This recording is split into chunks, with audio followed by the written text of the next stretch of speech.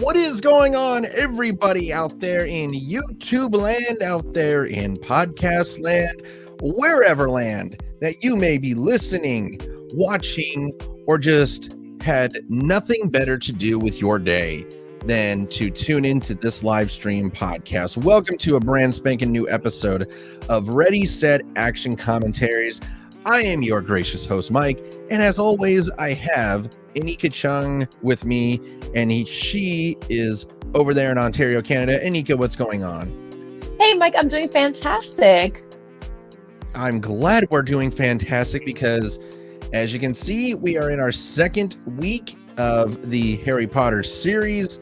So, Harry Potter and the Chamber of Secrets. So we are in year 2 of Harry Potter, and this is actually the longest of all 8 Harry Potter movies. This is the longest yes. one.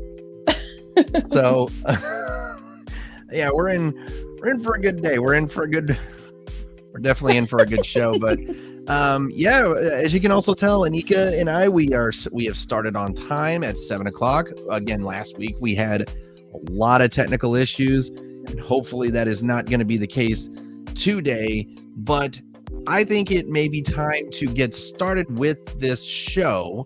Because again, this is this is just a very, very long movie. I mean, this is a 2 hour and 40-minute movie if we were to watch all the credits. And so I think it's time that we got started. So Inika, are we all set and ready to go? Yes, indeedy. Let's hop on the train to Hogwarts. Let's definitely hop on the train to Hogwarts. So here's the thing. If you are not familiar with this podcast already, I mean, here's the thing. You should be. Inika, are we trying to, like, are you sick and tired of having to explain this every week? Because I think I am. But yes, it's kind of a need. Yes, it's basically a podcast where you basically react and watch. So yeah, pretty much. So, but again, if you guys want to join in with us, if you want to watch the movie with us, this is just an audio podcast. Like we said last week, this is just an audio podcast, just a reaction podcast. So, yeah. So if you guys want to watch the movie with us, put in your DVD, pull up Harry Potter and the Chamber of Secrets on HBO Max, or put in your VHS, because there was still a VHS at the time. And when we say ready, set, action, go ahead and press the play button. So, Inika, ready? Set, action. Action.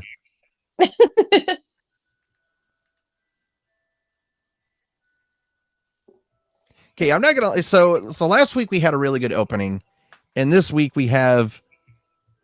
I feel like it kind of topped it because they're doing. Yes, this is my favorite one. I'm curious as to how they got this. Like, this is definitely a good shot. I'm not gonna lie. This is a good shot of how they did it, because the whole sequence of it. I mean, I don't know if. Oh my god! Oh my god!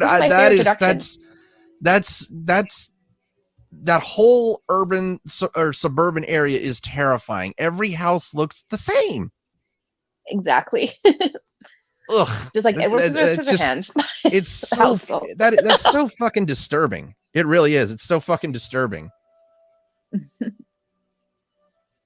Aww. He misses family. Yeah. Aw, year 1.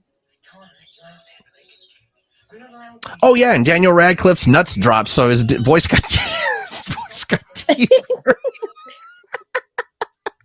That owl. I shouldn't have said that. Going full Harry Potter. going full Haggard on you. Shouldn't have said that. Yes.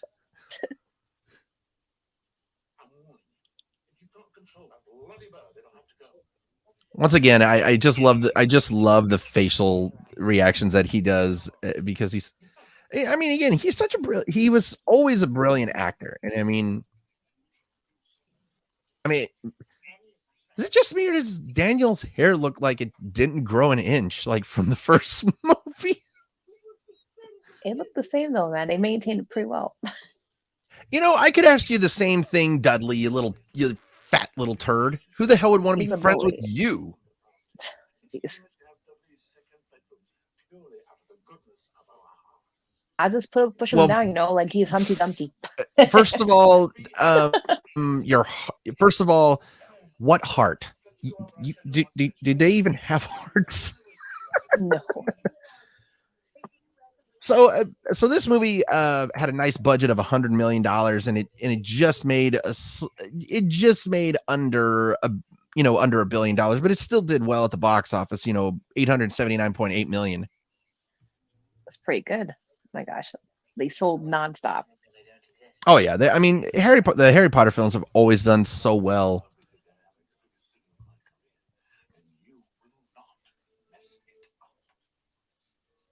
Is it just me? Was it just me, or did Dudley just have the dumbest look on his? Oh, good Lord! Here we go. It's Dobby. Oh,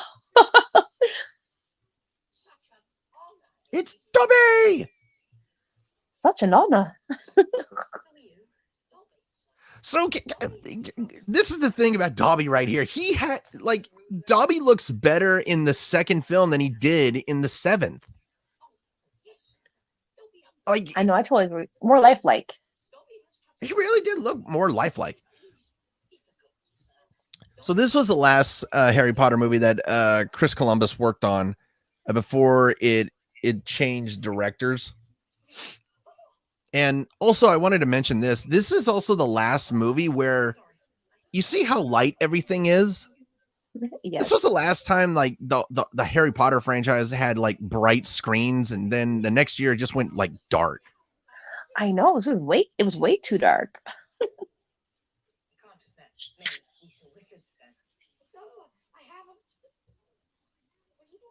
Aw. Oh, Dobby. Ow! Stop it! Ow! Oh, that's gotta hurt. Fuck a duck! God almighty! Man, that. Jeez, man. Is it just me and Inika, or do you need a bottle and a half of aspirin right now? Ow! Yes. Good God. That's his sedative, man, for pain. Yeah, sedative my ass. Oh my God. He felt the pain of, geez, I just brought myself down by saying this. I'm like, Dobby. Poor Dobby. So here's a fun fact about Chris Columbus. He didn't really want to do the Harry Potter movies until his daughter got him to read the books. And he said after the third book that he read, he wanted to direct the movies, which is kind of funny. I still can't get over it. Dobby looks so lifelike here than he does in the seventh film, and it's just and oh God, oh my gosh. Oh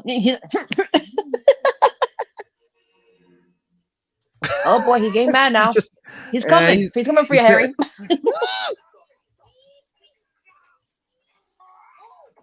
Oh!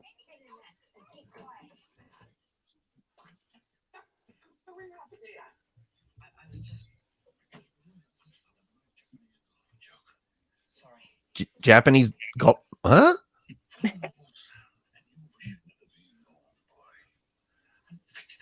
He's worried he's gonna lose all his money. That's why he's fix that door. First of all, when he said Japanese golfer joke, I'm kind of curious. Was he telling a racist joke? Oh my God! I'm very curious at that. Huh?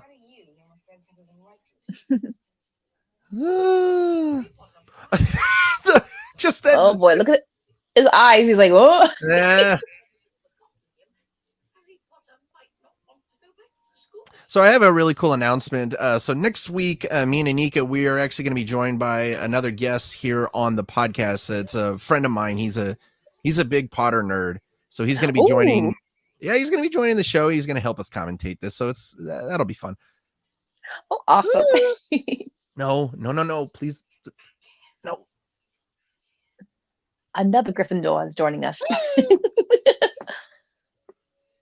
That cake. Oh my gosh.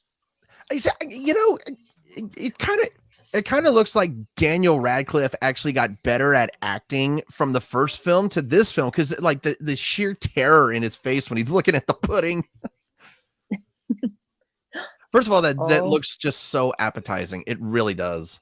Delicious though. It's like mini cupcakes, kind of, but not really. This is meringue. I'm guessing, what kind of cake is that?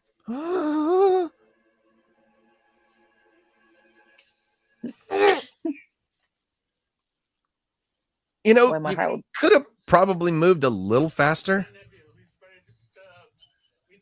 I don't know. I mean, maybe you could have moved it just a slight bit faster.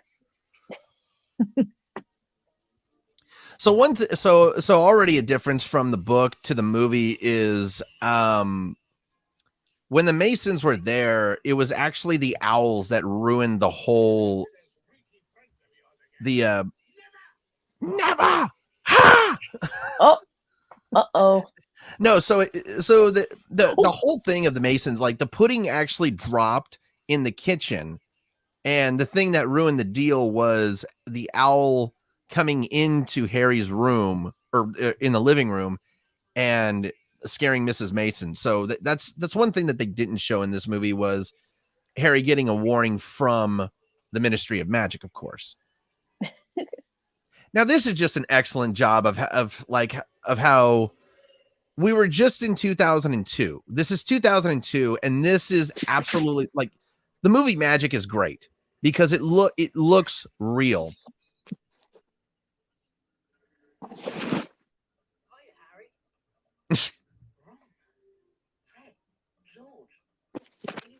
You know, I have a kind of a question. How can you actually hear them when the windows actually close? Like the windows close.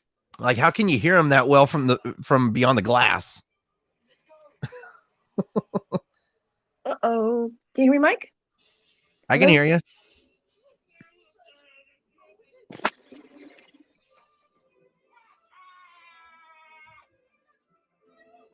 Oh, hello? Shit. Can you hear me?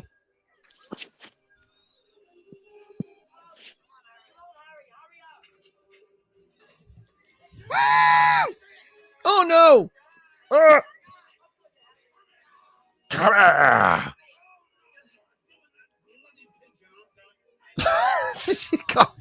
fact that he...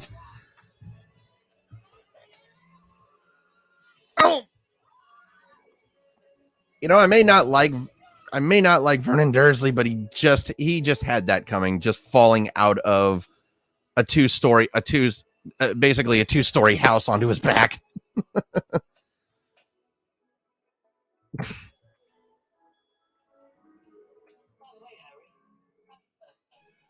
You back, Inika?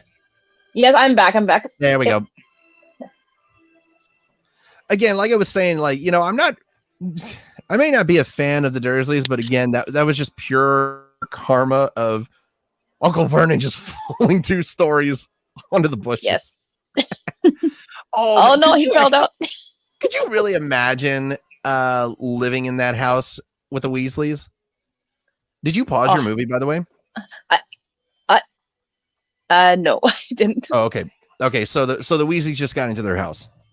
Oh, okay, they got in the house. Okay. Self-cleaning pan. Magic's so awesome.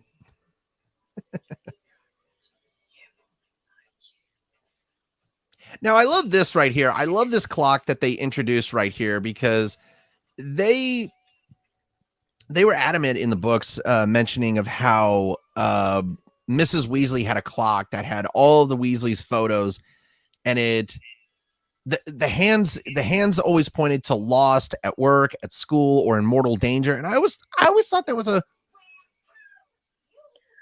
my favorite part is when she says, "Where have you been?" Yep, you know, that woman may be a sweet woman as an actress, but good God, she's giving off those mom vibes.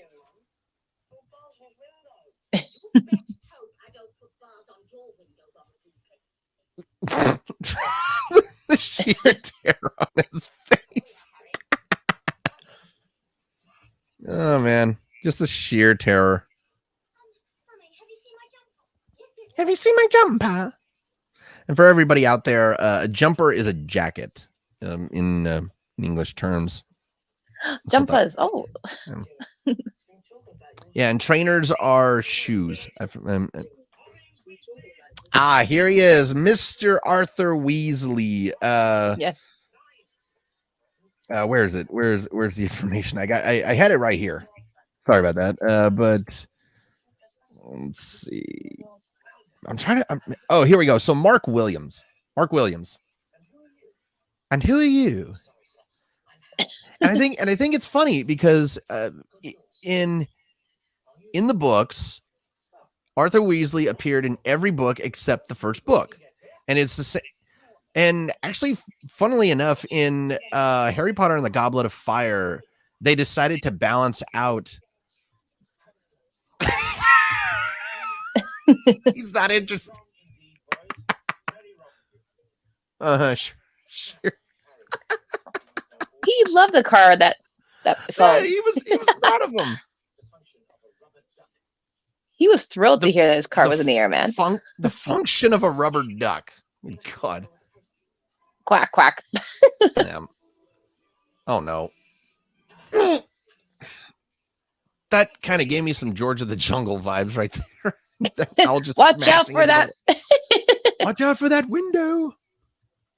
So Mark Williams actually appeared in one other really well-known movie. It was a live-action adaptation of 101 Dalmatians, and he played Horace. He also played Olaf.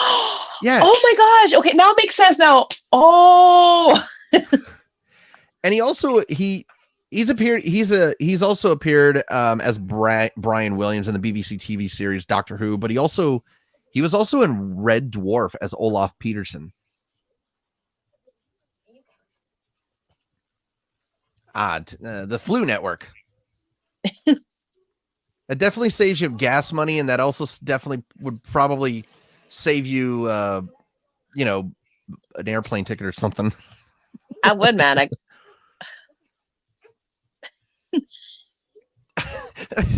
I like it says, Diagon Alley. Yeah, Harry's just terrified to use this. Don't be scared, man. It's just magic. Magic is safe. Diagonally. God, couldn't even speak clear. Now they actually got that right.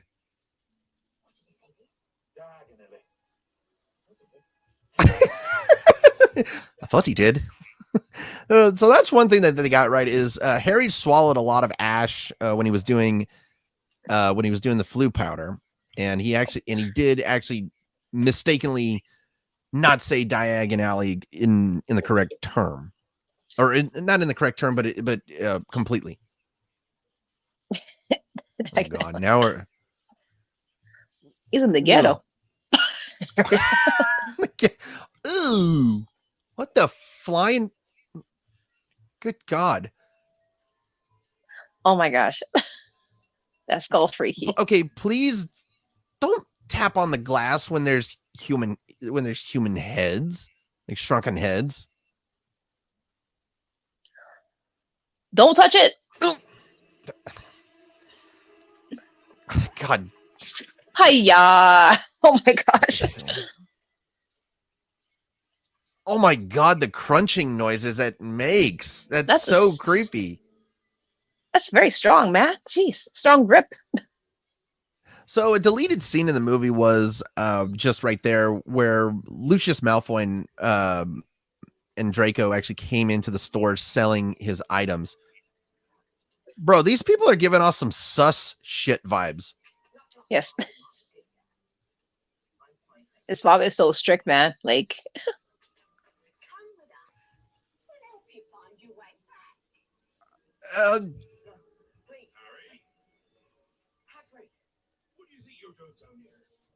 seriously, like them people were giving us so much sus vibes. Yeesh. That's just ugh.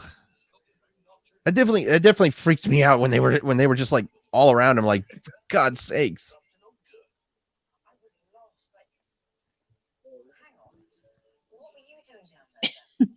You know, he's got you there. He's got you there, Hagrid. What were you doing down there then? Ruining all the school cat. Hey, there's Emma.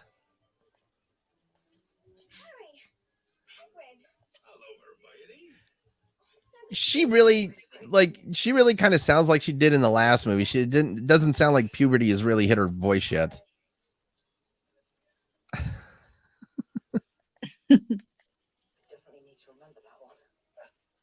Yeah, you do. It would be nice to definitely remember that one.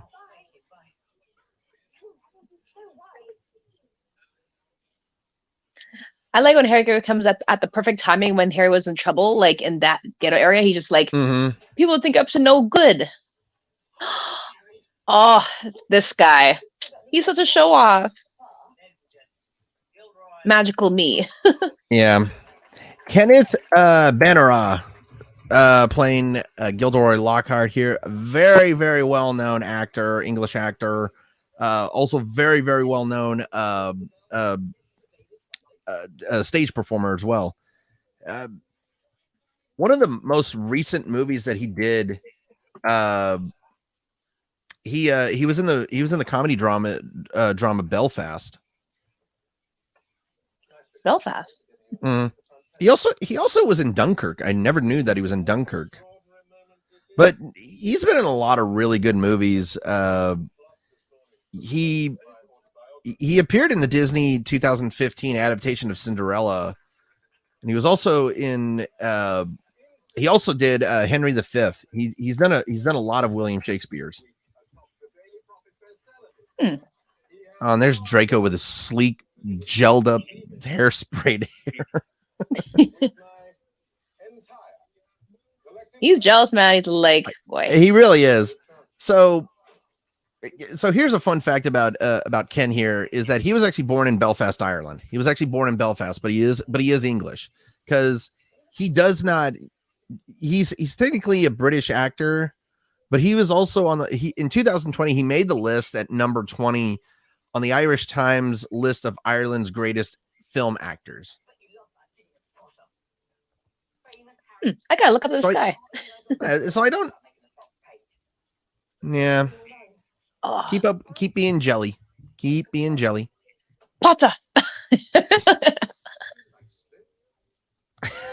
No, Draco, play nicely. Jason Isaacs, by the way. Man, just Jason Isaacs is such a brilliant actor. And I love everything that he's been in. And by the way, I can so remember last week how I guessed accents? Yes, you did really well. So I already know where this guy's from. I don't have to look it up. This guy is definitely from Liverpool. And as I pull him up, look at where he's born. Liverpool, England. And he's only 59 years old. I didn't know he was that young. I didn't know. I had no idea that he was that young.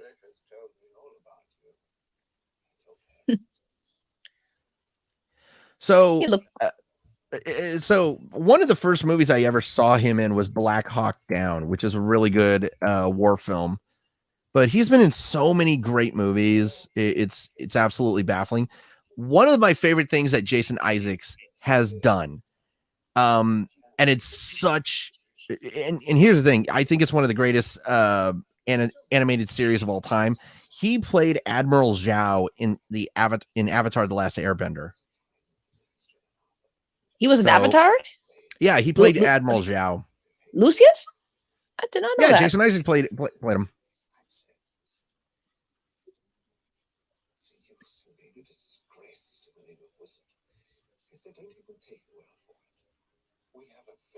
See, he's definitely one of the he's one of those rich people who just brag about being rich and just is.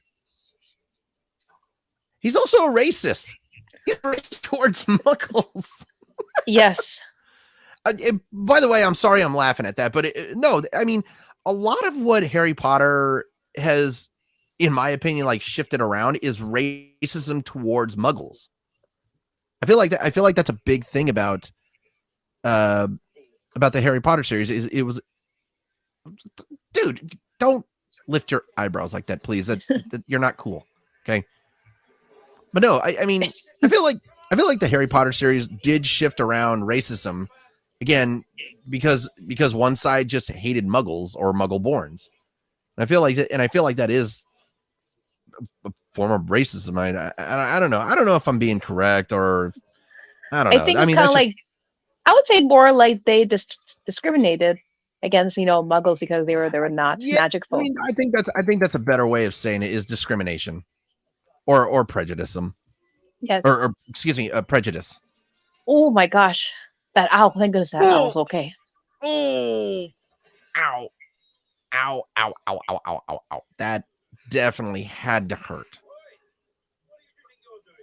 Oh, there's a guard from the first movie. He was actually in the first movie. I just realized that.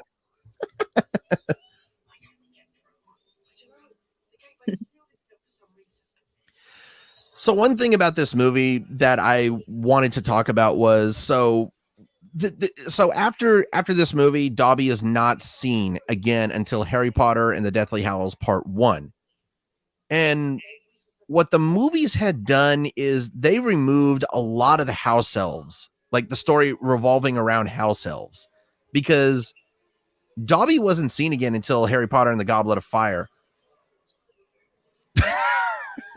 Oh, a taxi driver's like, the fuck? It's like, what did I just see? Really? Most Muggles aren't accustomed to seeing a flying car. What the fuck gave you that idea, Harry? God.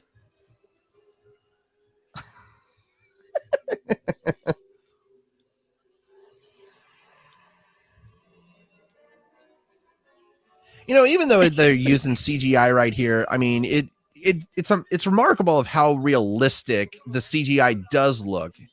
And I feel like this period of time of CGI was better than the CGI we have now, because it actually looked, realistic.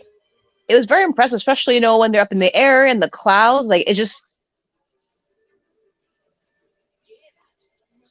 And the view is just beautiful, too. Oh, yeah.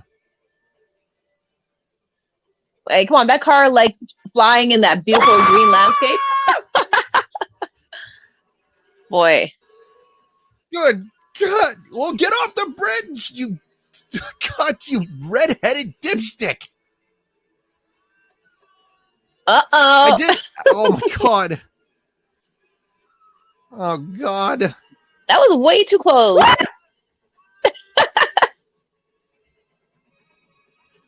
For crying out loud.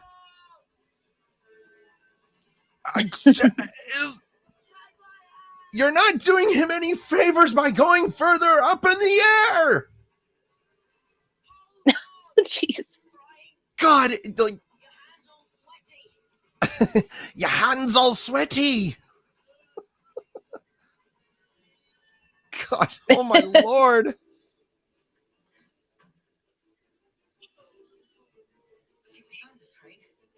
I think we found the train. See, I love that shot. I just love that shot right there of the flying car, but also with the train coming down the track. I always love the shots of the Hogwarts Express. That was actually one of the coolest ones. Yeah. Now that shot right there, I didn't like because of, the castle looked real, but you could definitely tell the car is just like horrible CGI. Yes. I don't know. I mean, that's just me. I don't know. One of my favorite parts was when the car's like arriving at Hogwarts. That's my favorite scene. Because like that castle, it's just... yeah, it was...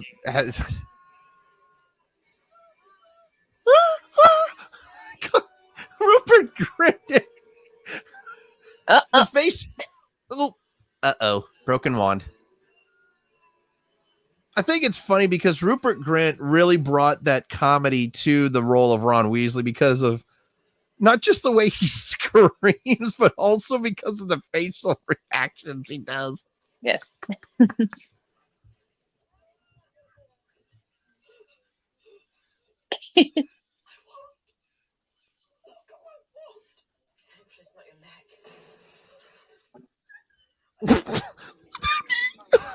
God. It's that Whomping Willow, man. Oh my God. The tree's like, you bastards hit me, I'll fucking hit you back. Like, get off me. Well, that was too close for comfort. So apparently Wow. they spent about 2 weeks in the they spent 2 weeks filming everything in the Whomping Willow, of course, and Daniel and Rupert said that was a time where they were having the most fun is when they were in the car. And I think the reason why they were having so much fun is because they didn't have to move. They didn't have to do anything. They got to rest a little bit after 20 hours on set. Now, see, here's the thing about where the Whomping Willow is right there. You see how there's gates all around it, but in the next film, you know, Hogwarts changed completely and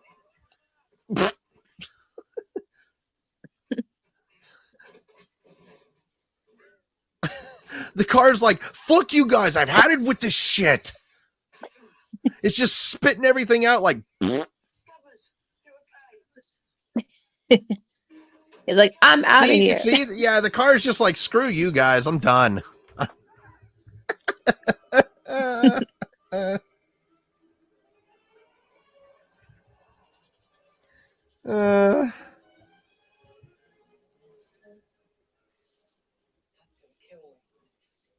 I think that's he's going to. I think that's every kid when either like they get into an accident or they lose the car. They're just like, my dad's gonna kill me. This is like a Ferris Bueller moment when that guy went over the kilometers.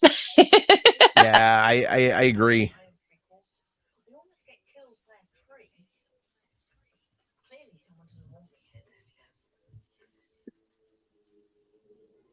God, that cat with those red friggin' eyes. Ugh. He's so happy. Like, he's a hater. No, he just hates the students and he just loves punishing them. Yes.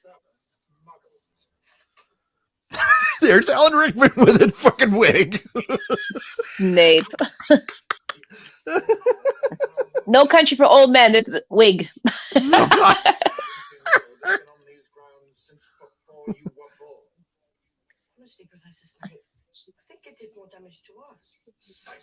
Silence. That's always one of the best gifs to use on or GIFs. Excuse me. Is it GIF or is it GIF? No, it's GIFs. I don't know if it's GIFs or GIFs. And here we are. Here's Richard Harris, by the way, as Albus Dumbledore, and of course Maggie Smith as Professor McGonagall. And this was Harris's final movie. He died just very shortly after the movie was released. The movie got released on November 3rd, 2002. And then, of course, November 15th across the United Kingdom and in the United States. And Harris died on October 25th, 2002.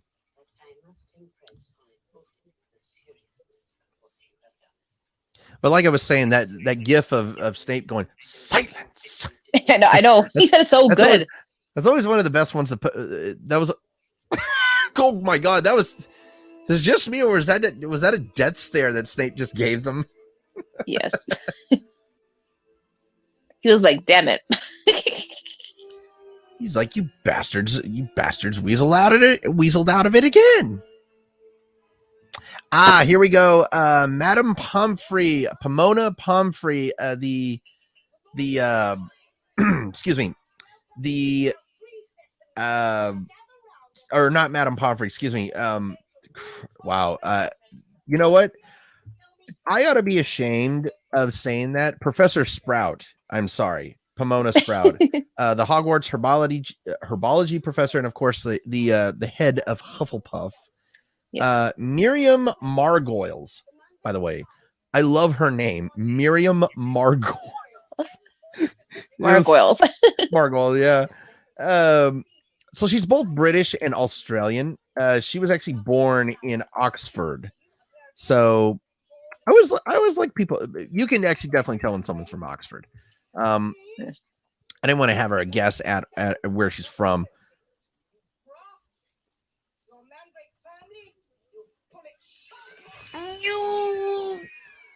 Ooh, shut it up! Shut it up! And first of all, I like how they use animatronic puppets. These are so cool how they scream. God damn it, Neville. No, ma'am. He's just fainted. Yeah, so. Let's see him back. That is so cool. Yes, well, just leave him there. Oh my God. What the fuck? Good. That was one fat little mandrake. Now, see, that you deserve that. You're really gonna put your finger in its mouth and not expect to get bit. Like, how stupid are you? You don't know your Malfoy. And here's Mr. John Cleese, his final appearance in the Harry Potter movie series, of course, playing Nearly Headless Nick. I like how Miriam, she's got a very broad spectrum of movies that she's appeared in. I'll get into that here in a second.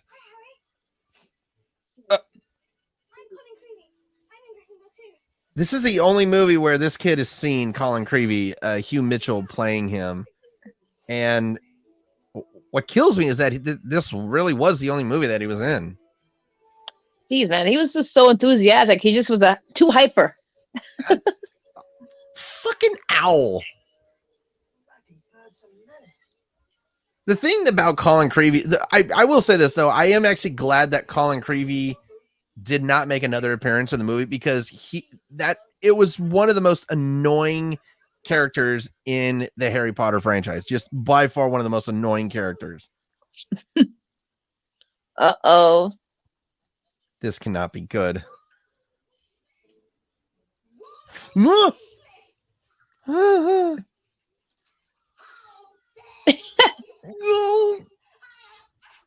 Is it wrong that I'm also cowering right now? Man, getting a yell from your mother is not pleasant.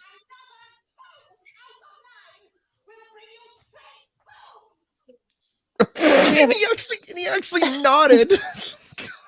Gosh, especially if you have a. He actually nodded. He nodded at it. Did that fucking letter actually stick out its tongue? Yes. My God. I've been yelled by a Caribbean parent, so I know the feeling being yelled at. Oh, my God. Oh, for fuck's sakes. Oh. Oh, God. Gag me with a fucking spoon. This honestly, like, first of all, they picked a good actor. They picked a really good actor to do Gilderoy Lockhart. I will admit it. Ken did a really good job, but the character itself, Gilderoy Lockhart, is just absolutely unbearable. Yes, he's too perfect, man. Like, well, if you look all around the defense against the dark arts class, all he has is pictures of him. He is such a narcissist. It's all about him, eh? Funnily enough, Alan Cumming was actually up for the role of Gilderoy Lockhart, and I don't know. I kind of feel like, it wouldn't matter who did it. Oh, there's those pixies. Ugh. But again, getting back onto Muriel Margoyles, I wanted to bring this up. So she was in Romeo plus Juliet with Leonardo DiCaprio. She provided her voice in the movie Babe. Oh, for God's, that was not a good idea. That wasn't a good idea. What made him think that was a good idea? Oh, dude, Neville's getting an ear wedgie. Yikes. Anyway, you can still hear me, right, Inika? Yep, I can hear you. Yes. Okay. So, another couple movies that Miriam provided her voice for was James and the Giant Peach, Mulan, and Happy Feet. Happy Feet. Wait, she was in Babe. Babe was one of my Yeah. favorite movies. So he said pesky pixie pestronomy. So every spell in so I'm looking up of who. Oh, Miriam provided the role of Fly. Wow. Those things are so annoying. Oh God. They really are.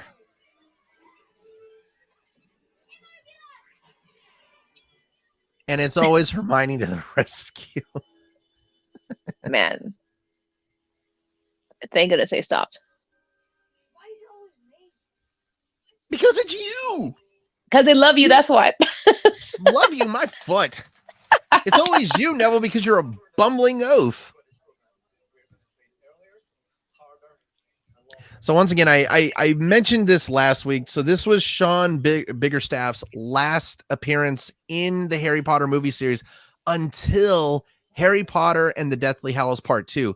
And I don't even think I remember seeing him in the movie, but he does have a role in it. Oh my God, look at Ron's robes. Did you see how worn they were? They're not Oh even my black. God, they're worn out, man. Oh my gosh. Yeah, they weren't even black. They're like gray. Jeez. Ugh. Hey, I just noticed there's a ginger on the Slytherin team. My gosh. Malfoy? The Seeker. Those are numerous 2001. How did you get those? It's a gift from Draco's father. Oh, can we please stop looking at this kid's teeth? I mentioned the last movie. He has the ugliest teeth ever. The smiles, man. This is a smile. Yeah. No one asked your opinion. You filthy little mud blood. Racist! Oh, Malfoy, man. You racist piece of horse shit. Ugh. Oh my Oops. gosh. Bad decision, man. Yeah, not a really good decision. Oh, this is a fun fact about you. So here comes Ron belching up slugs and oh. So apparently the slugs actually had flavoring on them when he coughed them up. And Rupert was saying like they had orange, lemon, meringue. They had all sorts of flavors. Oh, jeez. I thought that was so weird. By the way, I also noticed this about the Slytherin team. So remember the first movie, they actually had a girl on their team. Yes. They didn't have a single girl on their team at that point.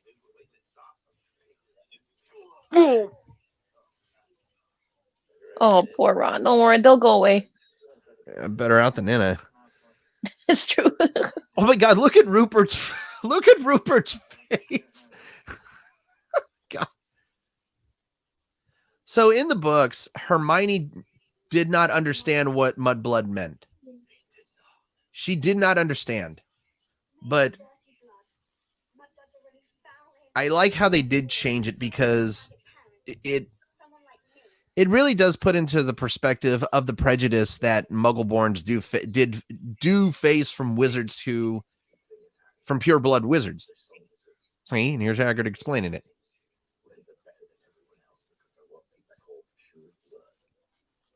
That's horrible. No. Oh, Is it just Anika, can we actually just like kind of speak on this real quick? Is it just me or does it sound like pure blood makes it kind of sounds like white entitlement, like basically, well, not white entitlement, but just entitlement in that standpoint. it does. Yeah, I thought so. I would say similar, kind of, but not really. But they're just trying to make it more nicer by covering it by just saying pure bloods. But by the way, we got a viewer that commented on the video. It says, "You filthy mug blood." And see, you got it wrong. It's mud blood. Oh, for crying out loud! I think it's really funny of how they did that little card right there, because I think what it is an entire green card, and they just put that scene right on there, which is, again, I love how they do this. Oh God. Oh. Okay, I'm getting real bad goosebumps right now. That's just terrifying.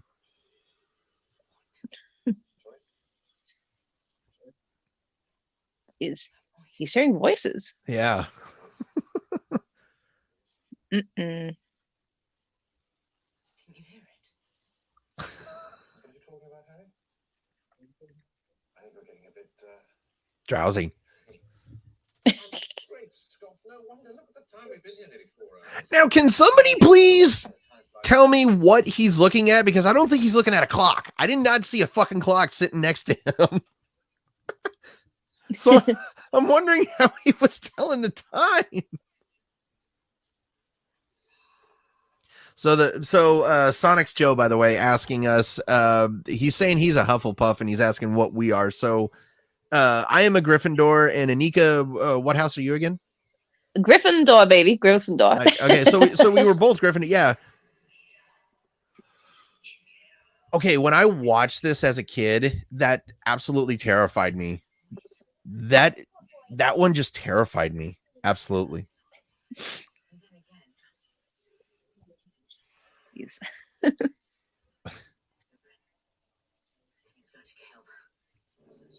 Oh man, it's so disturbing.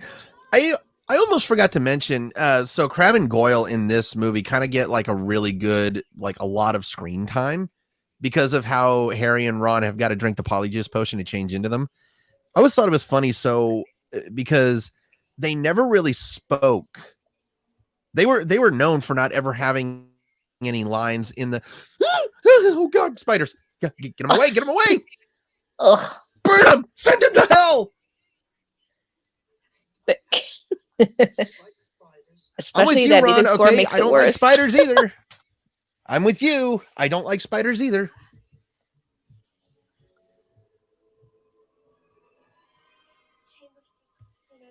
Wolf.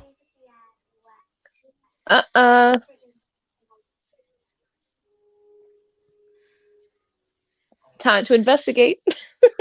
Now, well, never mind. Now I'm not even going to ask it. But anyway, so getting back to Crabbe and Goyle, kitty. So getting back to Crabbe and Goyle, Jamie Wylett played Vincent Crabbe in only 6 of the movies. In 2012, he actually got imprisoned for 2 years because of his participation in the 2011 England riots. Oh, Bastard! damn. Just racist bastard.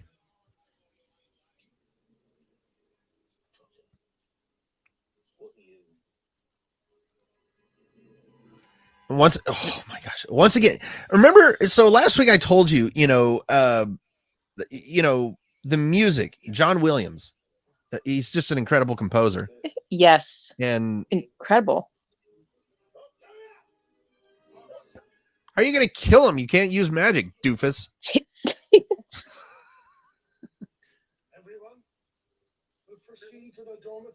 I was really sad though that Richard Harris did die and he was not you 3. Yes. He's got their number. He was the best Dumbledore, I will say. He definitely put a lot of feeling into the character. I think Richard was a great Dumbledore. I mean, we talked about it. We talked about it last week. I think Richard Harris played the most philosophical, wise, and educational, or not educational, but just all around philosophical Dumbledore. And Richard Harris at the time was 72 years old at the time of his death. So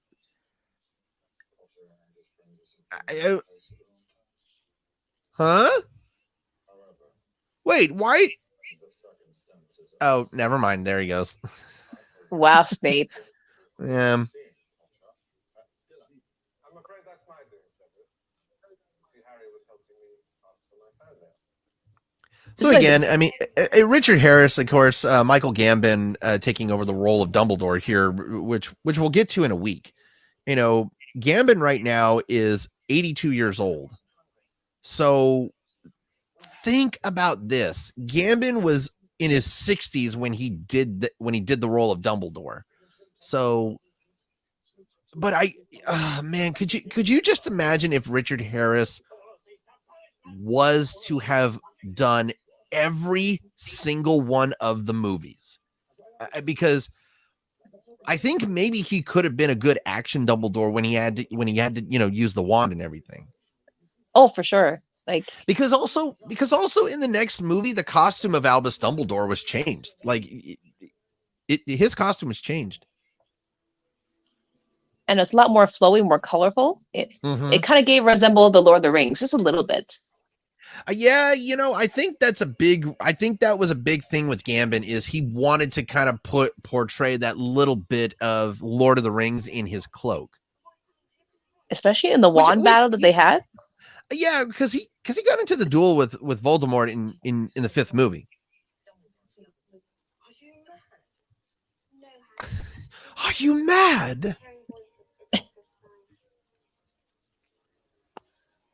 Oh boy. Who the fuck asked you? Don't rub it in, man. Okay, here's the scene that I was talking about because I mentioned this last week in the movie. So Professor Binns, who is the history of magic teacher at Hogwarts, who is the only ghost who teaches at Hogwarts, Professor McGonagall did not explain the legend of the Chamber of Secrets to the class. It was Professor Binns who did it. So I was really upset with that change. But at the same time, Maggie Smith, she's still a great actress. So she did a great job with the legend. Oh, I'm not going to drink out of that cup. I'm sorry. Yikes. No. Ron, get rid of the wet wand, man. Oh my God. The tail is still wagging.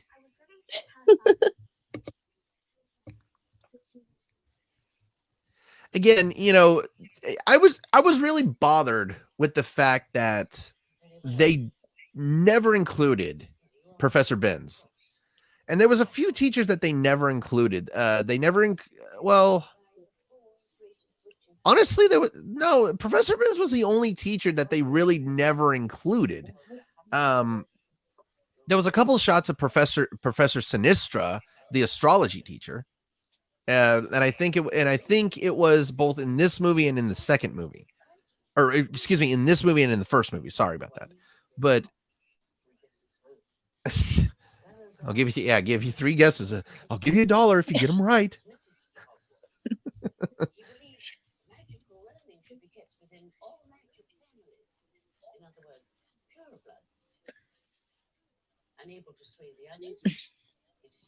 I can actually see. I really do feel bad for Tom Felton because again, we said it. I said it last week. He said that he had to endure bullying from his classmates because they were not happy with him.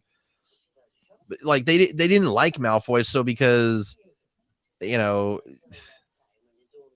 don't know. It's just so weird because like why would you?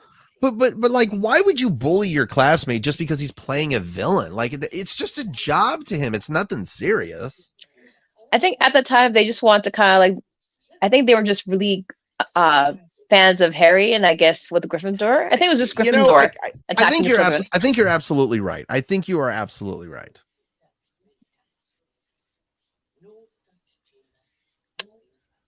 That's what we're trying to do. Get Slytherin.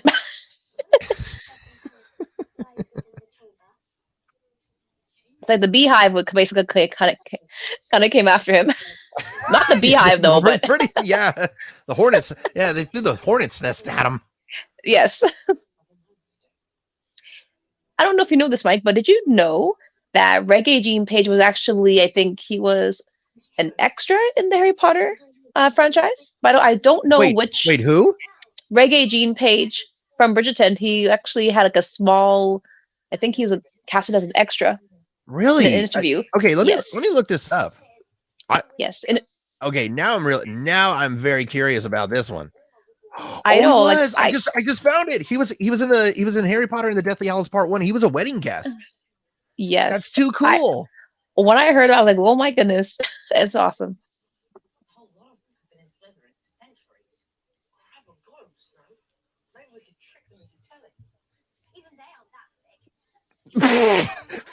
Way to give them credit, Hermione. They're not that thick.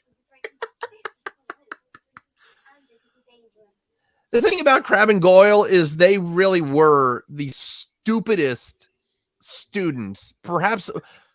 Oh, there's Madam Pince right there. The librarian. I think that was Madam Pince right there. The woman with the pointy hat. That was another thing about this movie is that they never really showed Madam Pince in the movies, which is kind of weird. I guess there's a lot they did not include. Oh, wait a minute. They did show her. So Madam Pince actually was in the first and second film of Harry Potter. So, wow, which is really weird because the Madam Pince has never been said that she actually sat at the staff table. So I thought the woman that was playing her was actually Professor Sinistra. Okay. Oh, yay! Quidditch. Yes. Hey! Let the games begin. Right. Okay, you know what? Professor Sinistra was seen in just one scene of Harry Potter, and it was in, of course, the Philosopher's Stone. It's kind of, again, it was kind of suckish that they really did not include a lot of the staff in the movies. But I can see where there might have just been like a budget, paying the actors and actresses. Don't. Now, see, listen to his voice compared to his voice in the first film. His nuts really did drop. Did you watch the Harry Potter anniversary special? Did you watch it? I did watch it. I watched it. I watched it when it came out, and it definitely had some tears in it. Oh my God. Oof. Dude. Damn. Dude almost had his head taken off. Yep. Shit. That's just dirty, man. Slytherin plays dirty.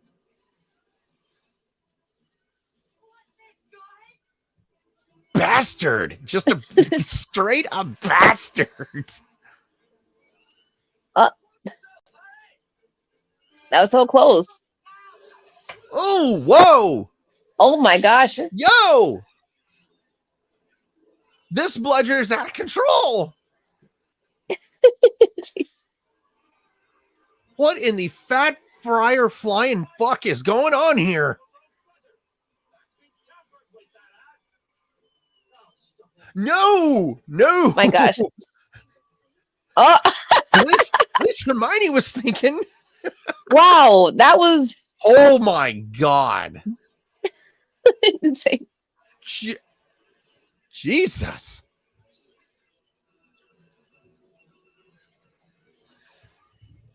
So I mentioned how many deleted. Oh my God. That's like it's like a cannonball. Jeez. The snitch! Go get it! Oh.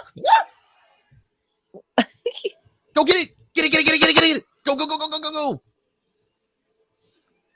Malfoy, he's just enjoying this. Oh. Ow. Kind of give him a Charlie horse, why don't you? Jesus. Ballet. Oh. Now I love this shot coming up here.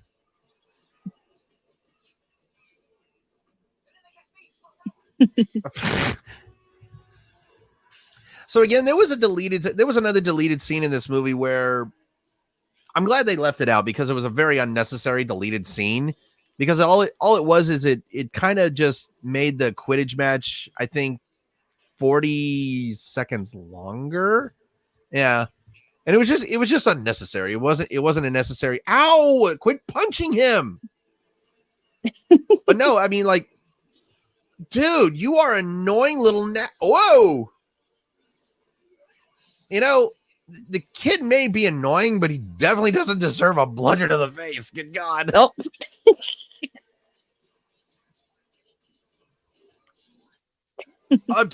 Pinball wizard, anybody? Shit. Oh. This guy's everywhere. Jeez.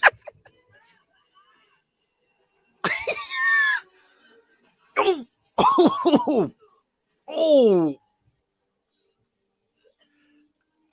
Yeah, that'll that'll definitely knock the wind out of you, but he definitely deserved it. Oh my gosh. God damn it. Fuck. Oh, that just okay, my arm's broken now. Wow, that Oh, that hurt. Damn. he's like, you embarrassed me, son. That is definitely his most impressive one. And oh my god. Will somebody do something about that damn bludger?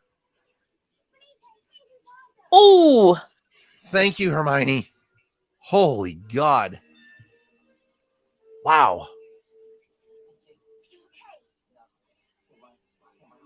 yay! No, Oh, not the heck? no, not you. Not you.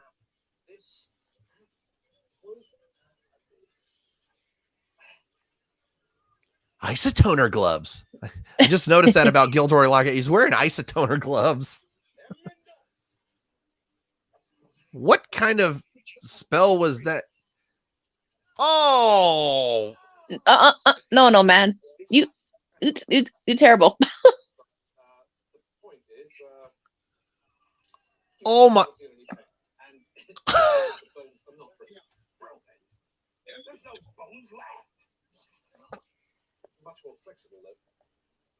Oh, get bent. He did for sure get bent. You said a good one. I like when Madame Pomfrey gets sent. She's like, "Oh, Mr. Malfoy, quit making such a fuss. You can go."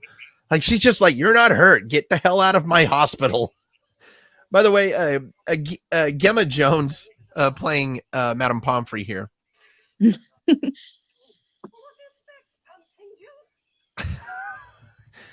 Oh God, I love.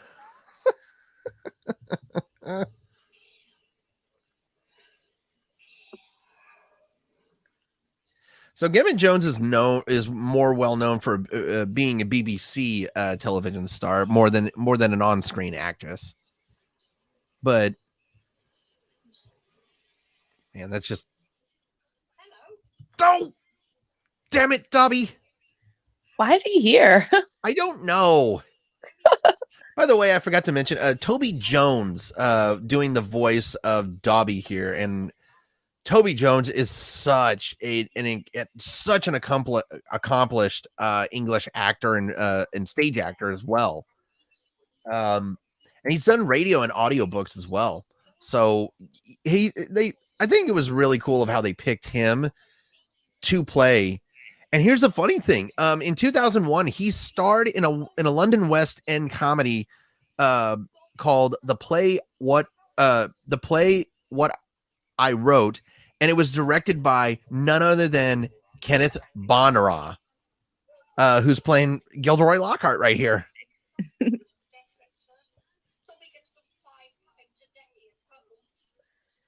Ugh, that's just rough. You know he killed Harry, Dobby. You're mad.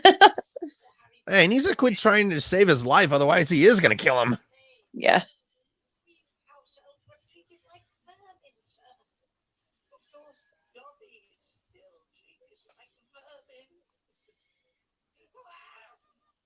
You just really feel really bad for Dobby. I'm just saying. Ooh. That's gross.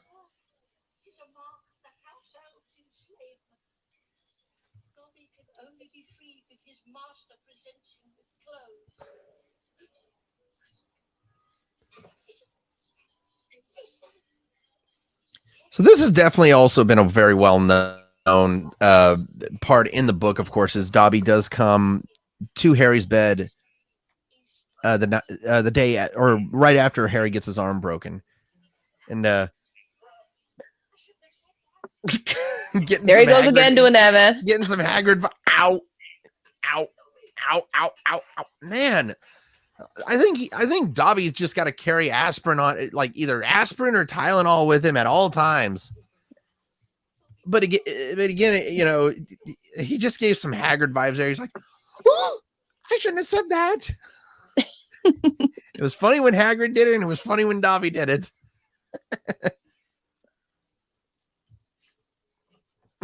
Someone's been petrified. I just like how he got back into bed so quickly, like he was afraid he was going to get in trouble.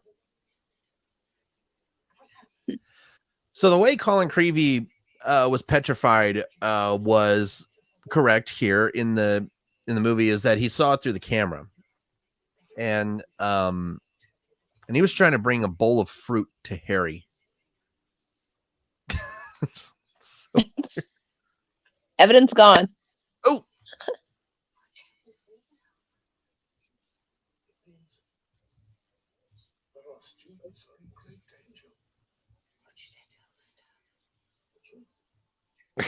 Like, you know, at least he's honest. He's like, just tell him the truth.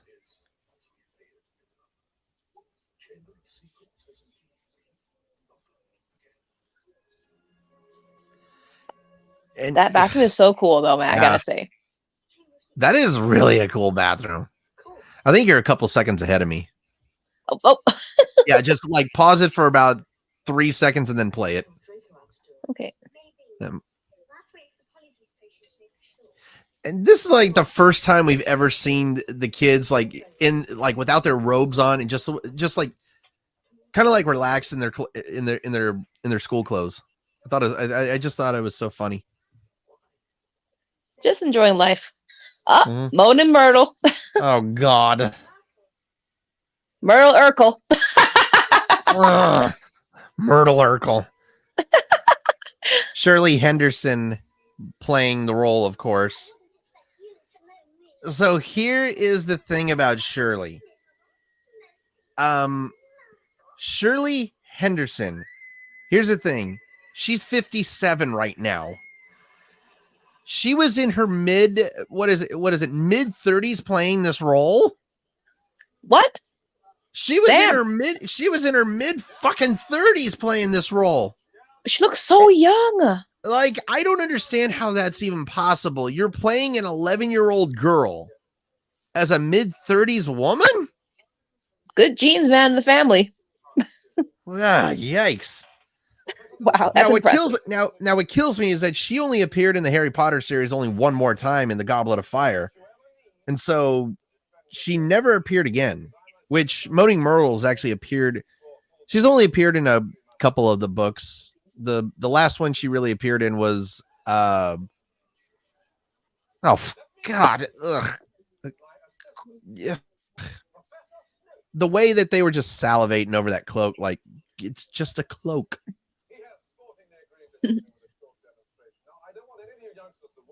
But that's still baffling to me.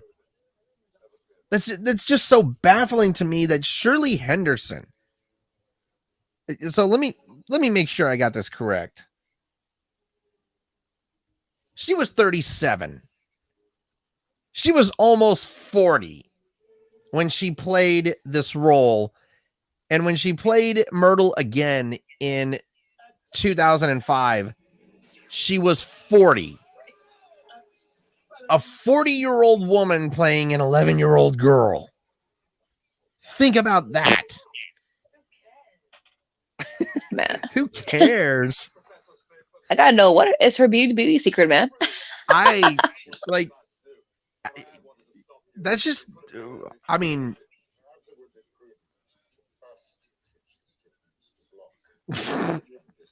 you can tell Snape's getting a little bit pissed.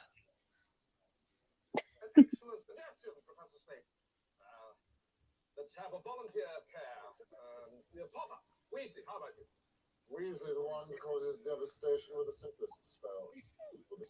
I mean, he's not insulting him. He's actually just being truthful. Like,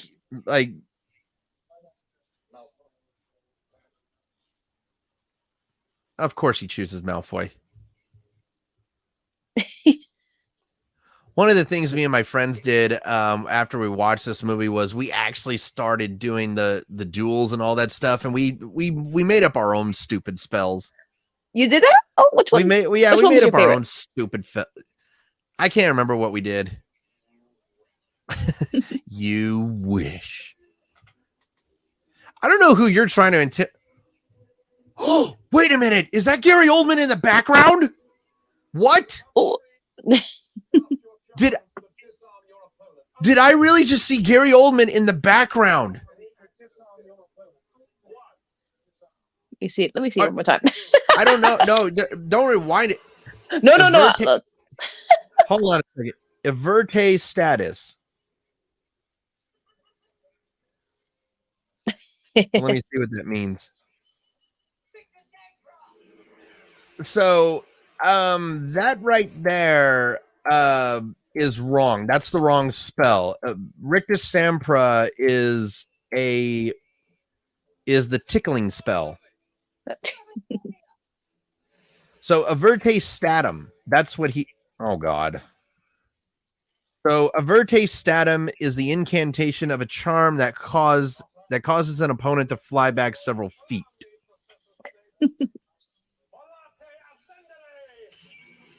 Now, see, that's what Gilderoy Lockhart's doing. He's just making shit up as he goes. He's not even casting a real spell. Nope. It ain't working, man. Cooper's still here. Uh-oh. Harry's going to the dark side. He's going to the dark side. Speaking in Slytherin. Oh my God. Did you see the look of concern on... well, actually, I don't think it's a look of concern. I think it's just terror or something on Snape's face. Yes. He's like,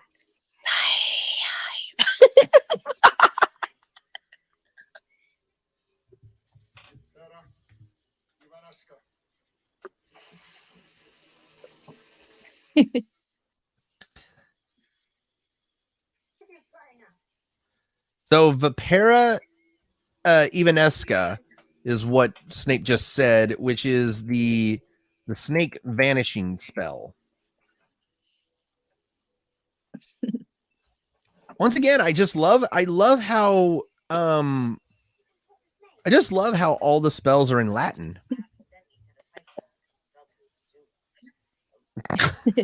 I accidentally set a constrictor on my cousin. I like how he said accidentally. it's a gift, man. They don't realize it's a gift. Although it's quite in the Hogwarts house, it's not a gift, but it's like a curse and a blessing at the same time. Yeah.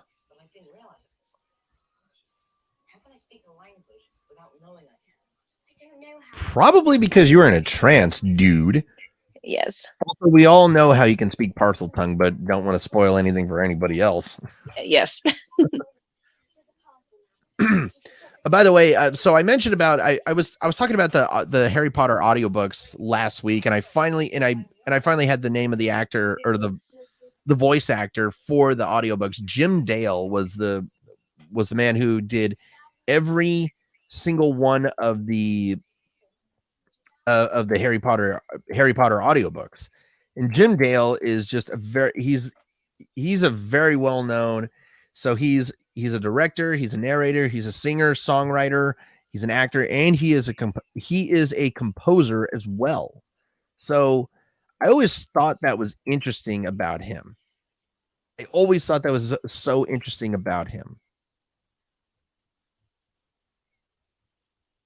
And Jim Dale also holds 1 current and 2 former Guinness World Records. He holds the current record for occupying the first 6 places in the top 10 audiobooks of America and Canada. And the other record that he held was a record for creating the most character voices in an audiobook, which was 134 in Harry Potter and the Order of the Phoenix, and then followed by 146 for Harry Potter and the Deathly Hallows.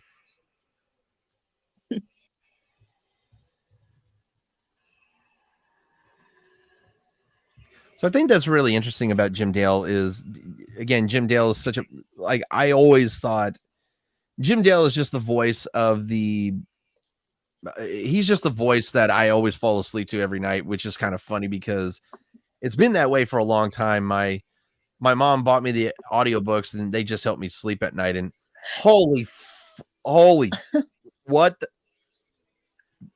Dude is Jeez. smoking from his neck. Throat cancer?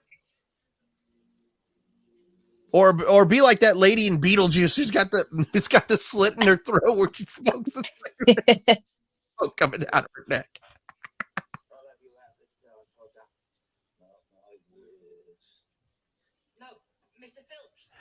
I don't care what you say about the guy who plays Mr. Filch. He definitely did a good job with that role. He's such an oily bastard.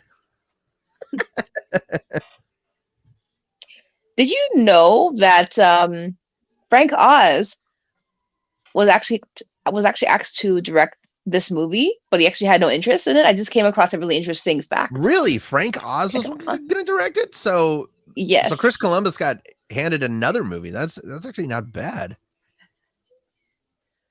I'm trying to imagine. I know who Frank Oz is. Like, he's so famous. He would be good with the animatronics for sure. I just find it weird though that, like, it's very interesting because Frank Oz he's an American actor. He's also a puppeteer and filmmaker. Yes. And he's always been best known for his involvement with the Muppets. Yes. So the fact that he was thinking about directing this movie is just it kind of like blows my mind right now. I no clue. But apparently he had no interest though. Although like he was asked to direct, he had no interest. And it's kind of like interesting. I'm like, he would be great with all the puppets in the movie for sure. Yeah, I mean, like the stupid like plant little creatures or whatever the hell it was. Yeah. Yes.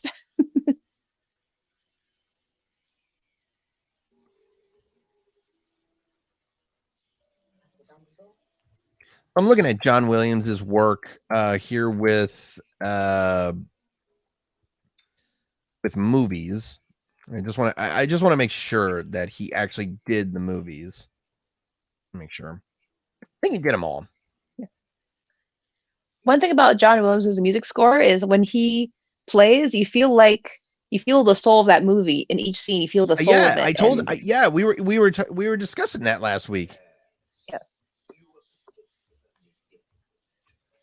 Man, John Williams, he deserves to do every single soundtrack for every movie, especially Exactly. I know he's done Star Wars, exactly, Jurassic World, all that. Transformers. I can go on.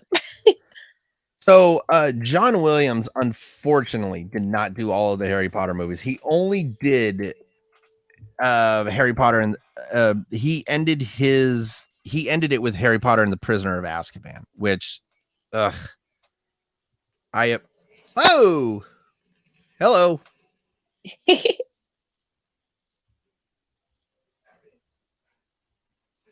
That is such a cool office, is Professor Dumbledore's office. I always thought that was one of the most unique offices and rooms that was designed for the movie. So again, like I was saying earlier in this commentary, you see how everything is like very light. Everything is so bright and light, and you can see everything very well. And then starting with Harry Potter and the Prisoner of Azkaban, everything kind of just like gets slightly darker. Like, not the context of the storyline, but it was just like when you look at the film, it's just dark. And I don't understand why that changed. But the London Symphony Orchestra did provide, which John Williams was composing with. They did provide the soundtracks for 4 of the Harry Potter movies. Or no. They also did Harry Potter Part 1 and 2 of the Deathly Hallows. I was about to say, like, one of my favorite scenes for Dumbledore's office was, well, basically before Harry went to his actual office, just him hopping on that Phoenix up down the stairs. That's actually pretty cool. Yeah. I like Hagrid like that. He's like, oh, well, I'll just wait outside then. He's so embarrassed. So another deleted scene that was there was about Ernie Macmillan talking about how he thinks that Harry Potter is, or talking about how he thinks that Harry might be the heir of Slytherin, and then he sees Hagrid with a chicken or with a rooster, and he sees Harry right before the kid was attacked. So I feel like that should have been in the movie. That way you get a decent explanation of why Hagrid did come into the office. That is too cool. Why? I wish that my winters here in Washington were like that.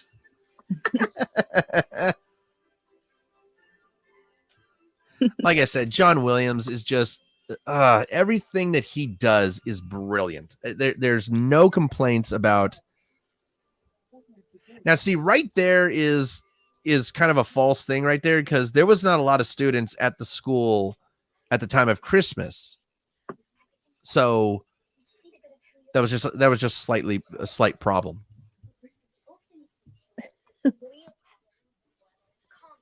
Seeing snow, it just feels like, Canada, kind of, but not really.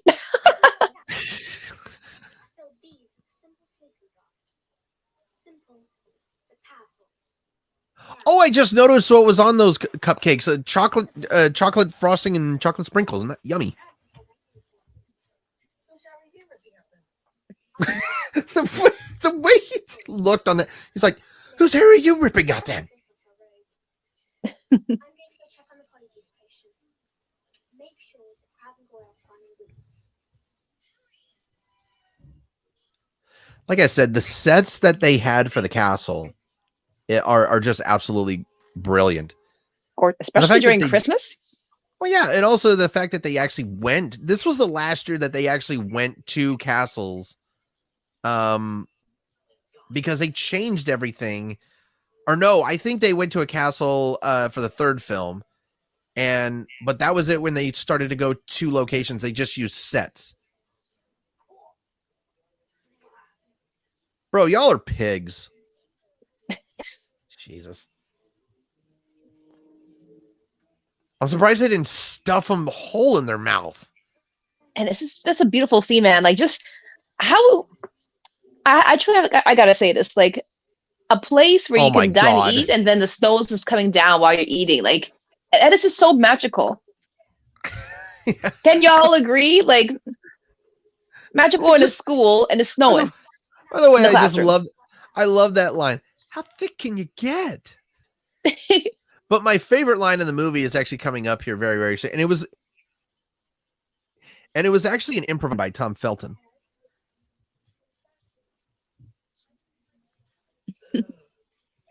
Dude, how many fucking hairs did you get from the kid? You only need one.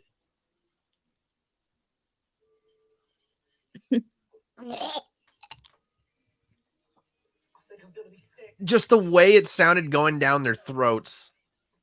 I'm actually kind of curious what flavor it is, though. Because it didn't really look like mud. It looked like a sundae. It looked kind of like ice cream or something. That's bro. Like chocolate. Oh my god, the skin bubbling. God, that's so wrong. That is so wrong.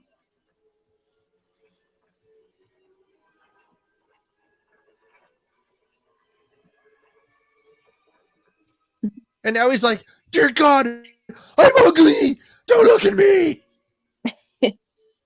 Now, do you know how hard this had to have been for not just the Crabbe and Goyle actors, but for both Rupert and Daniel to have to actually have to do the voiceover of these roles or of these lines? That is difficult. I just honestly, Crabbe and Goyle, they're like the Three Stooges, kind of in a way. I wouldn't say they're Three Stooges. I would say Curly, Larry, and Moe are smart. I would say Curly, Larry, and Moe are smarter than those two dipsticks. Yes, they're like okay. Good point.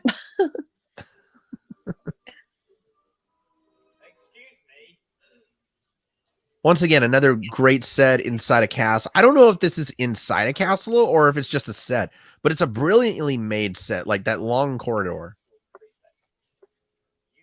Oh, I just noticed Percy's prefect badge. Like right there on the left side. I just noticed that. Here it comes. Here comes this improvised line.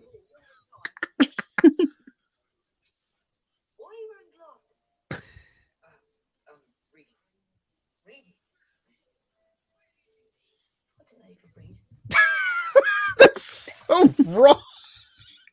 I didn't know you could read. Like, that's so wrong.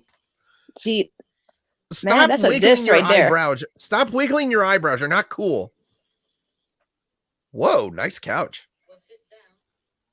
So I'm going to be honest with you. I am not a fan of leather couches. I'm not a fan of like leather love seats or couches, especially during the summer because you get too hot in them. Yeah, I like normal couches with some breeze in it. Yeah. Too hot for leather.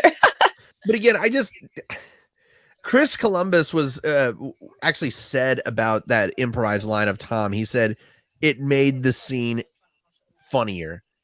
Why are you wearing glasses? Oh, reading. I didn't know you could read. Like that's so wrong. He tells his own friend, I didn't know you could read. He thinks they're that stupid. Oh my gosh, man. Looks can be so deceiving, Malfoy. I'm just looking at Malfoy's hair, and it's just I need to look something up because it's so funny that I'm just trying to figure out. I'm just trying to figure out of how. So Tom Felton actually had to dye his hair every 10 days while on the set of filming Harry Potter.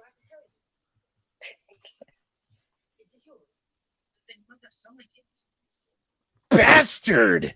Are you kidding me? He just stole something. What the fuck? Are you kidding me? He just stole that. Are you kidding me? Like, my God, the kid is just wow. I mean, that's just oh my God.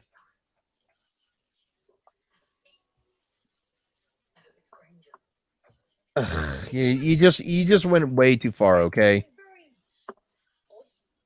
Very odd.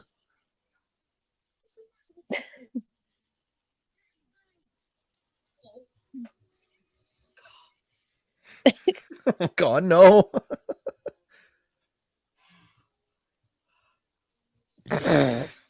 Scott? Wait. Did he just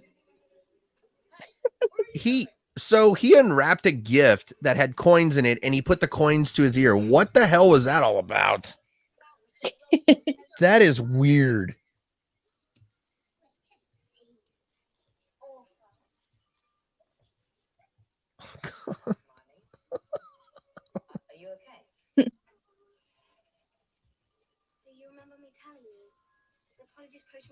And again, Rupert or Daniel did not need glasses, by the way. So there were no lenses in the glasses, by the way. Oh my God. Oh, that was way too close. Look at your I'm sorry. Like if I was Hermione's friend, I'm sorry. I'm laughing. I would think it was funny. Mm-mm. It's so funny. Oh my God. Look at that cat.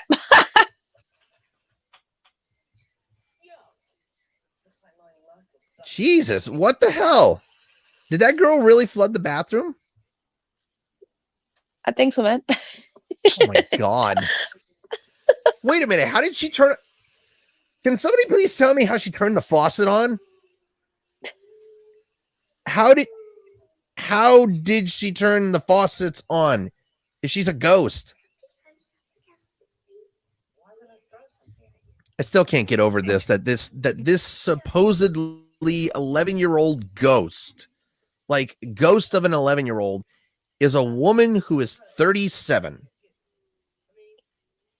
Yes. Incredibly so young.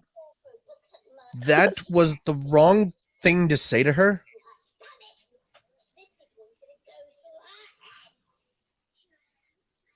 Jeez.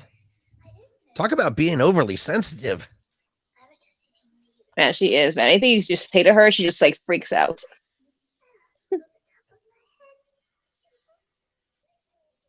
So next to Colin Creevey, I hated the Moaning Myrtle character because, like, Myrtle is such a little whiny little crybaby.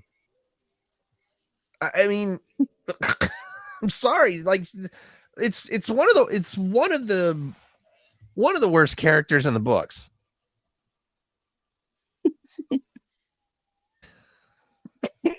I'm sorry.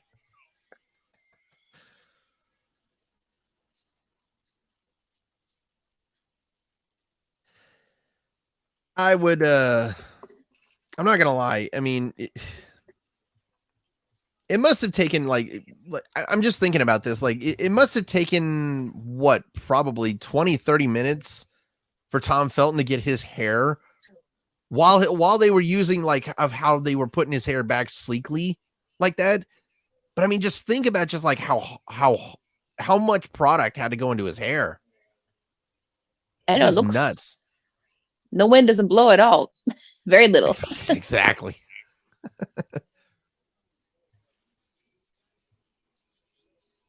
As long as it's not Gorilla Glue, he's fine. Tom Riddle. It's Voldemort.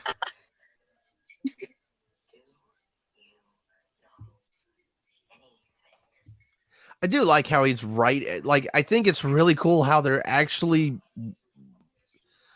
I'm actually curious though.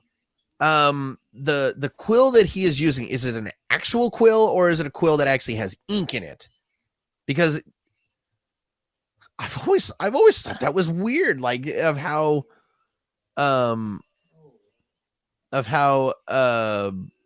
wizards used quills instead of pencils or pens.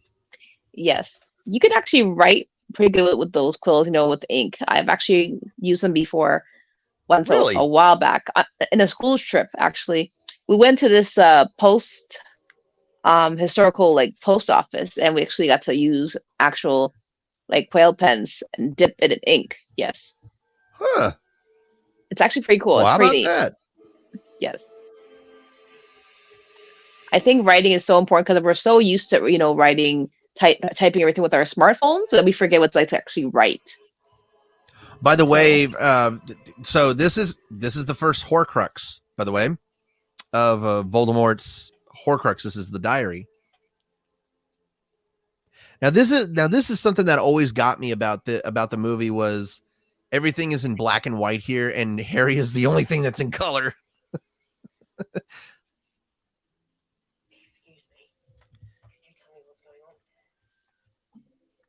Christian Coulson, by the way, playing Tom Riddle here. It was the only time that he ever appeared in the movie, and so he was 23 years old at the time of this movie, and in 2007, when they were getting ready to film Harry Potter and the Half-Blood Prince, director David Yates indicated on MTV that Coulson wouldn't reprise his role because he was 29 at the time, and he says he was by then too old. Oh, but I'm just like, how, like, explain it to me. Like, I mean, I don't think he would have looked too old. I mean, you don't really age that much between 23 and 29. No. So I kind of think that was a real bullshit excuse by David Yates. It's kind of ridiculous. Everyone has to grow up, it right? Really is. It definitely really is. But again, David Yates directed the final 4 films in the Harry Potter series. So there were 3 directors on the Harry Potter movie series. Look at that 3? stare. Look at that stare that he just gave him. He's like, I'm warning you. No, he's just like, I know. He's like, you're not being honest with me. Yeah, Alfonso Cuarón, I think that's how you pronounce his last name, Cuarón, directed Harry Potter and the Prisoner of Azkaban, and then of course David Yates went on to direct the rest of the movies. Or no. David Yates was actually just part. Wait a minute, was David Yates? No, Mike Newell actually directed the Goblet of Fire, and then David Yates took over for the final 4 films. Yeah. And that's when it got really dark. Oh yeah. Now I'm curious if this is Robbie Coltrane right here. I cannot tell if it is. I know it's his voice, but I don't know. If that's actually Robbie without the makeup.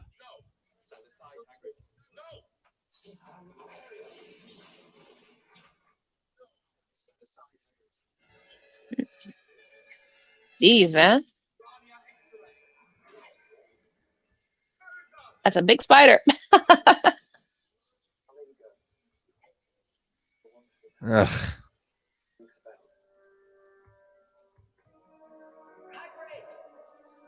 Wait, like you're just a jerk. Sorry, you're just a jerk.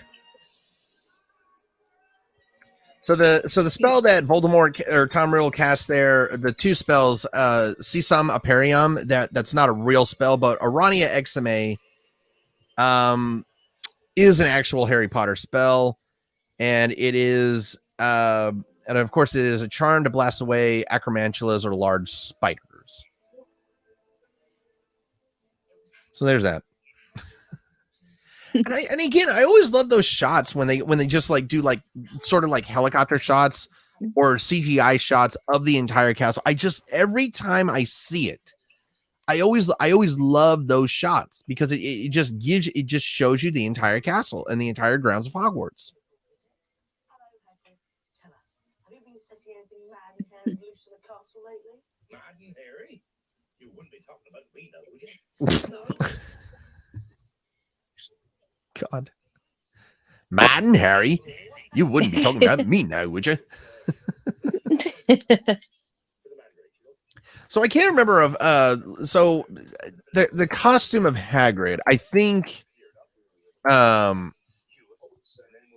trying to figure out like how high they had to make Robbie to man, I'm losing my train of thought. I think they had to add an extra 2 feet to him. I think it was definitely the shoes that helped him out because again, Hagrid I think is 10 feet tall. I think that's what it is. I think he's 10 feet tall. Yes, gentle giant, but definitely. Oh, hello, man! Everybody and somebody just damn. I mean, somebody was looking for something and ripped everything. Oh, damn! Didn't need to break the mirror. I'm just saying. They wrecked the whole entire. Yeah, they wrecked the room. whole damn thing. Now they just wrecked where Harry was. Thank goodness they did not harm that owl. Gosh. Yeah. All right, listen up. We play our game. Hufflepuff doesn't stand a chance. Stronger, quicker. So they did get that right. So Gryffindor was actually was playing Hufflepuff at the time when this match was canceled.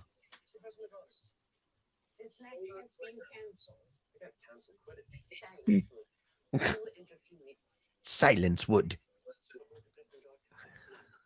You and I will find it too easy. There's something that both of you have to say. I warn you, this could be a wee bit of a shock. Oh, gut punch. Hermione. Oh. So one thing about this is they did take something away from the book is when Hermione got attacked, another student also got attacked. It was actually Percy's girlfriend, Percy Weasley's girlfriend, Penelope Clearwater, that got attacked. So Jeez. they took away the double attack, which was kind of interesting, but I mean I get it. You can't really put everything from the book into the movie. No, that'd be like a 4-hour film then. It'd definitely be about a 3-hour film. Yes. But I honestly I would sit for a 3 to possible 3.5 hour Harry Potter film. I'm saying, because I mean, what's the point? Well, I mean, it's if you're going to do a book like Harry Potter, might as well make it that long. That way you get almost every little detail perfectly. But J.K. Rowling was part of, and there's Ginny. She's looking all over. Ginny was looking nervous. But I mean, J.K. Rowling, she approved everything. She made that's the thing about the movies, is that they actually did get approved by J.K. Rowling, because she was like, okay, this is exactly what, because every time a script was given to her, every time the new movie was about to come out, she was given the script. They had her read it over, and they wanted to make sure it got her approval. And then if there were any changes to be made, she would make them, which is good. JK, she was cool with all of that. That's pretty good. There's usually authors that have their books, and when they want to make it live, they say, no, you can't take this out, you can't take that out. There's some people that are just like, no, but she was actually cool about the whole thing. That's good. She was, but and again, it was really good that she was able to approve of everything. Hagrid, are you okay? Did you hear about Hermione? Oh yeah, I heard about that. All right. Well, I mean, who didn't? We have to ask you something. Do you know who's opened the Chamber of Secrets? What you had to understand about that don't say a word. Be quiet. So here we go. A new actor coming into the picture is, of course, Robert Hardy, playing Cornelius Fudge, the Minister of Magic, right here. And I didn't know this, but Hardy actually passed away a couple of years ago in 2017. So he was able to do every movie that he was able to do with the Harry Potter series, he was able to do, which is good. So he passed away at the age of 91. Jeez, he lived a long life, man. A lot of these actors have lived a good life. Some are gone too short, but they'll be missed. But they definitely made the films magical. I think it's funny. He looks better in this movie than he does in the rest of the films.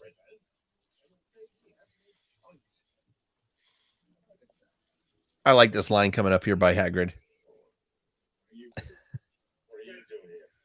Get out of my house. Get out of my house. The way he said it.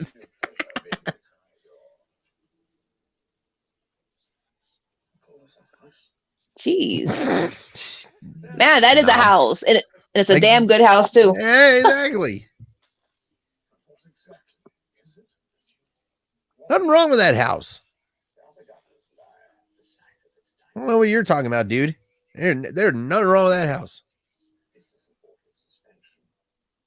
I mean, to be honest, I could live in that house. I could really live in that house. Just make sure it has a lot of character. Well, just make sure I got my Wi-Fi in my cable. Yes.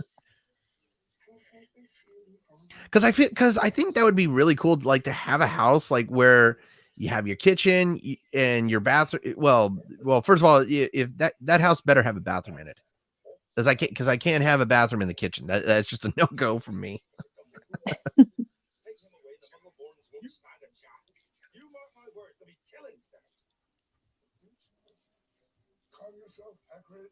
Once again, Jason Isaacs, just a great actor.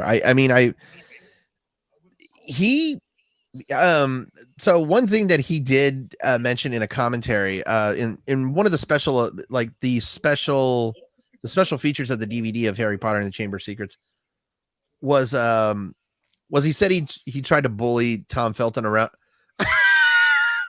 Dumbledore can see him. He knows, man. He's just playing along with it. I'm just trying to figure it out. How can he see them? Man, people should not underestimate Dumbledore, man. He's full of secrets. There's more to Dumbledore. Honestly, there is. I think It really is. this guy comes from a long line of people with magic. He can definitely see, hear, and he has a great, amazing sixth sense. And all they have to do would be to follow the spiders.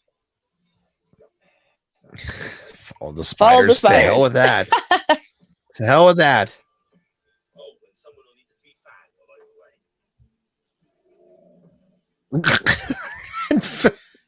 boy.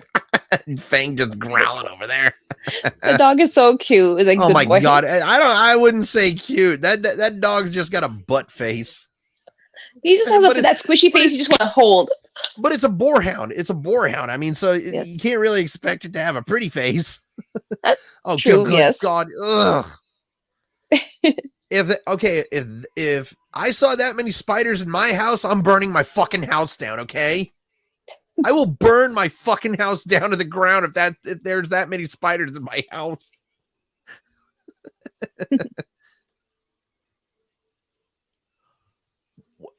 Damn, that is a lot of spiders.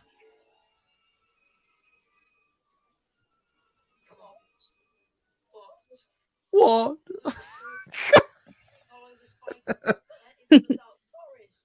Again, I love Rupert. He just Dare to enter the dark forest? Yes. oh, for God's sake, why couldn't it be follow the butterflies? You see that light in the background behind Hagrid's cabin? What the hell is that?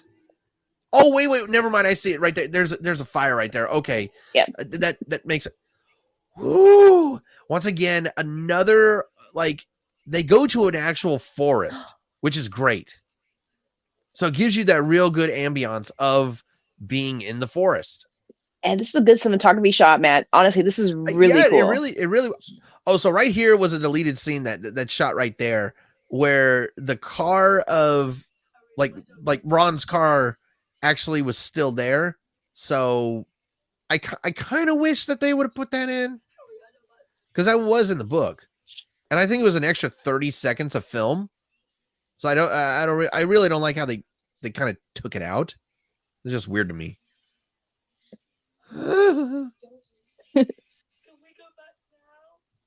we go back now? Okay, you know what? No, abso-fucking-lutely not. I'm not going in to a cavern that is filled with thousands of fucking spiders. No.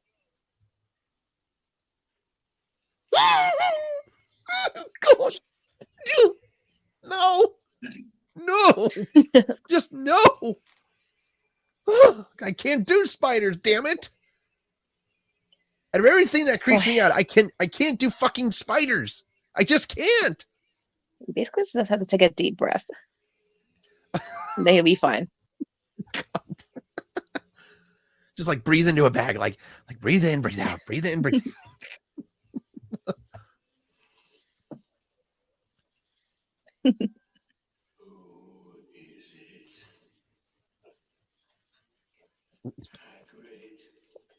Man, those fires are huge.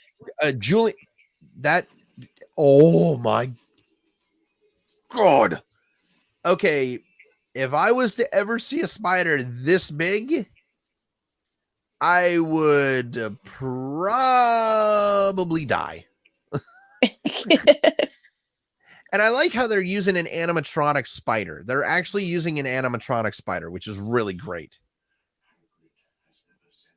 And Julian Glover playing the role right here of Aragog. Very, just a highly great actor. He played General Maximilian Veers in Star Wars and The Empire Strikes Back, actually, and he also played Walter Donovan in Indiana Jones and The Last Crusade. Oh, and he also, I forgot, he played Grand Maester Pycelle in Game of Thrones. I completely forgot that he was in that role. He has a very nice, like historical accent, like from the different time. He does have a really good accent. I like his accent. I'm not. Let me. Where's he from? He's from Hampstead, London, England. Okay. I could sit down and listen to stories from him. Like he has that voice. I like that. Yeah.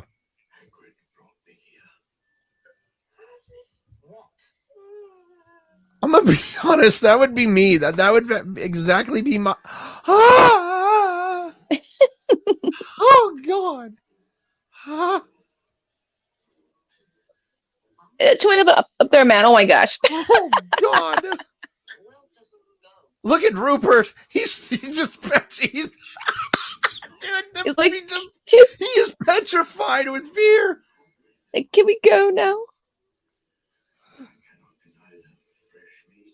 Oh my God. Holy God. Man, they eat meat now? Of course, in that world. Can we panic now? What? Well, yeah, spiders. Yeah, the acromantulas actually do eat humans or wizards. What? Yeah. Oh, yeah.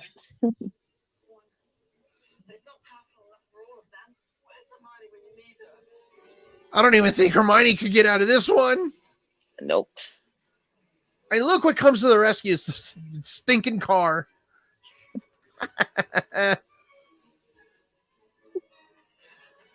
Perfect timing. Oh, Yeah. man, look how they crawl so fast, man. This is a Jumanji moment right here. Oh my Jumanji. God. I was gonna say.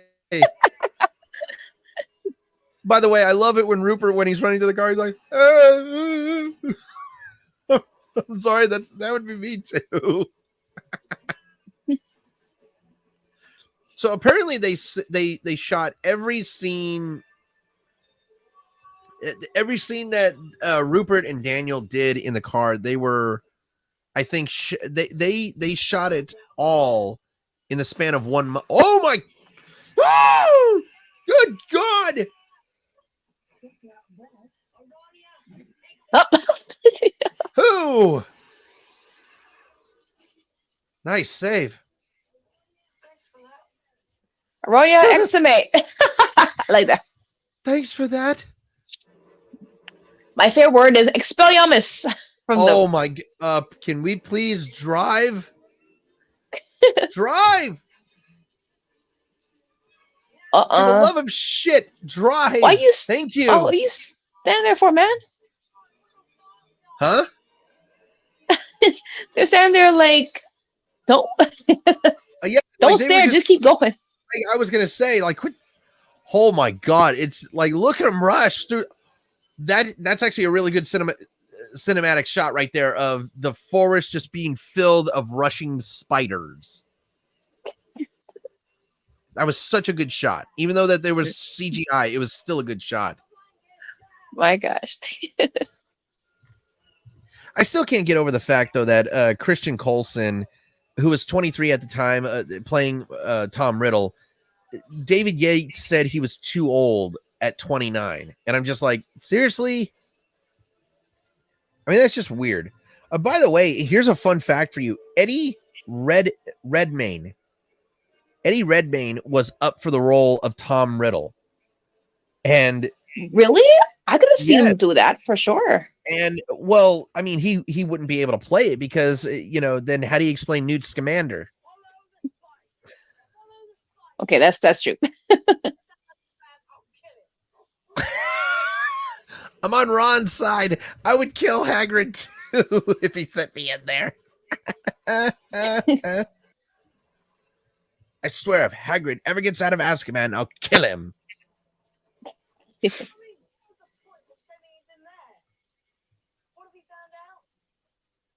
know one thing. Hagrid never opened the Chamber of Secrets. He was innocent. Huh. Interesting.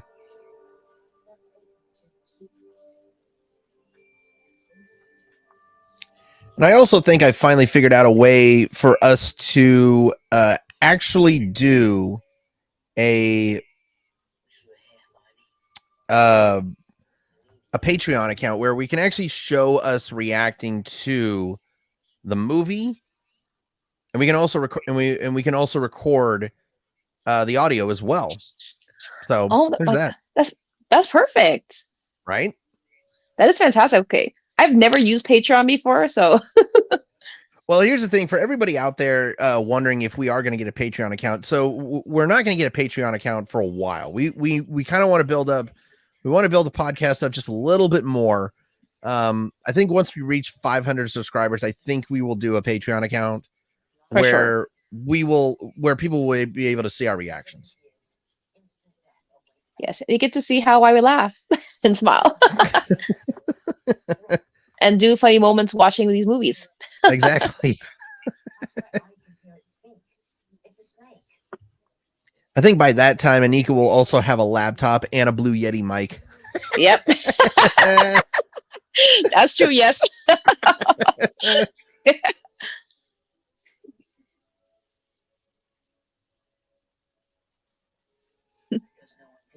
See right there, that shot where they're looking both into the window, like both Harry and Ron figured it out, but I just like how Harry is the one that speaks out about it.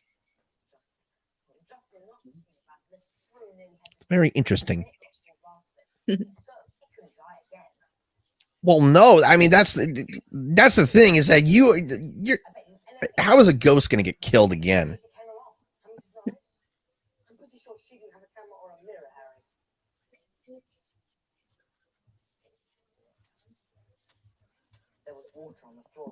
Miss Norris, man, that cat is from the pet cemetery. Oh God. Yes.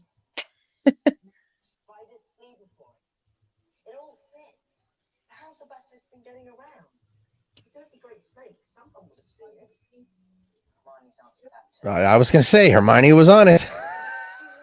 Yes. Yeah, that girl stays 10 steps ahead, man. She'll find everything. She is always 10 steps ahead of everybody, and it's amazing.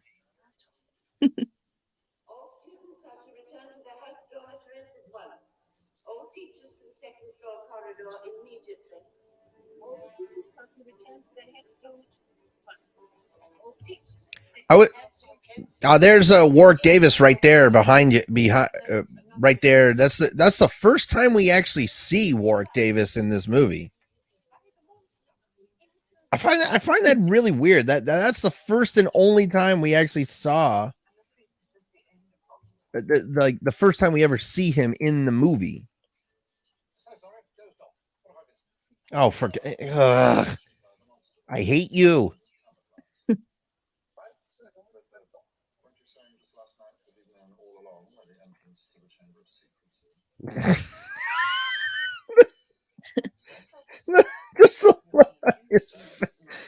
The sarcasm behind the voice is it just cracks me up.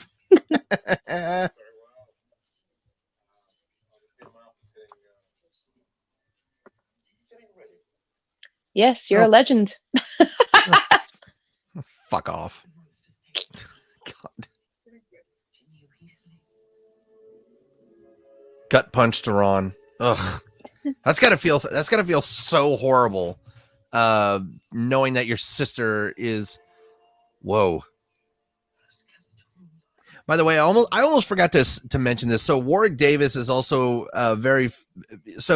he's very famous for being in a lot of Star Wars movies, but he's also famous for playing of course Lubdan, and of course playing the Leprechaun in the Leprechaun series. I think the funniest like movie in the Leprechaun series is Leprechaun in the Hood. It has to be I'm gonna be honest with you, Nick. I thought that was one of the most goofiest horror movies I've ever seen in my life. It is. It's very goofy. No, it was it was Leprechaun in the Hood and then Leprechaun Back to the Hood. Leprechaun 2 Back to the Hood was the one that I was talking about. It kind of reminds me of a different version, like Vampires in Brooklyn. Oh yeah. They made a movie called Vampires in Brooklyn on Netflix. It was actually done 2 years ago, something like that. Oh. Yes. You scam artist and a half.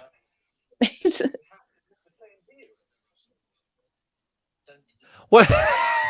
What really kills me right here is that he's terrified of Ron, who's holding a broken wand. What are you crying about now, you little bitch? God, like every time she's in a mood, every time you see her, she's whining and crying, for God's sakes. Hey. Girl, calm down.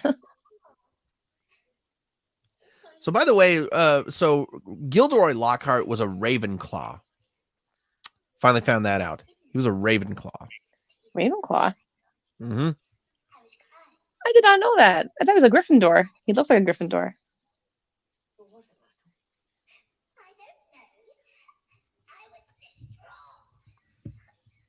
You were what?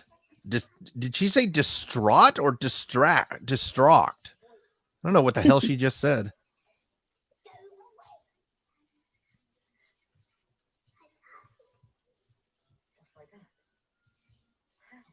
I think it's funny because I'm actually looking up the history behind Gilderoy Lockhart, and they said that he was a gifted wizard. So it kills me. What really kills me is if he was so good at spells, why the hell did he turn out to be a boob? I don't understand that. I know, like he failed at each one. Like, There's the entrance. This is it, Ron. I think this is the entrance to the Chamber of Secrets. Say something. Harry, say something in parcel time. Yes, speak snake, damn you. Speak it. Hiss. Just don't stick your tongue out at anybody.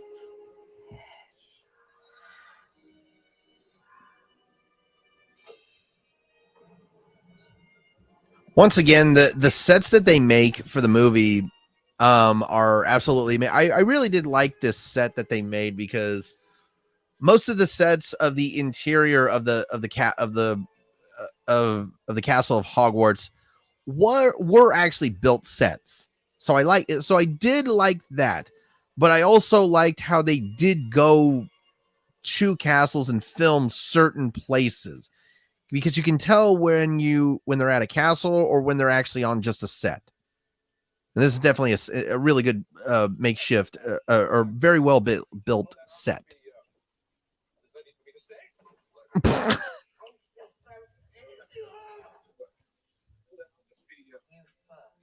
You first. he's so scared. Why are you so scared, man? Come on, Ravenclaw. Better you than us. Boop.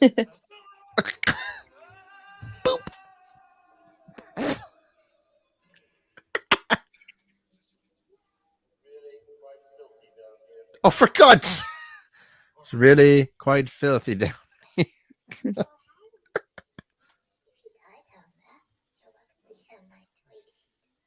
Oh, that's very disturbing. You're welcome. If you die down there, you're welcome to use my toilet. That's so disturbing.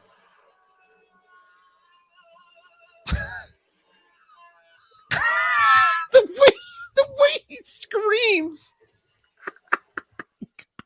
It's funny. They like, bah. That must have been a fun slide, though. That's a cool slide. That's a lot of bones. I mean, a lot of bones. What beast is in this place?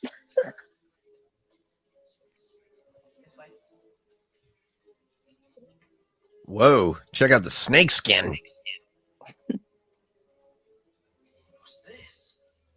It looks like a snake. It's a snake skin. Bloody hell. Who said this was 60 feet long? Bloody hell. Yeah, right. Oh, for God's sakes. Hard to alive, this one. Oh, shit. The adventure ends here, boys. The adventure ends. Oh, boy.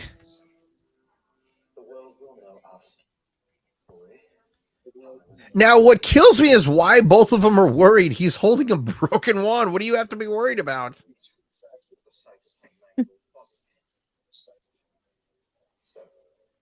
It's kind of Why are you interesting so of how. mean? Yeah, it's kind of interesting how Gilderoy Lockhart turned out to be. Dude, look at Harry. He's so worried.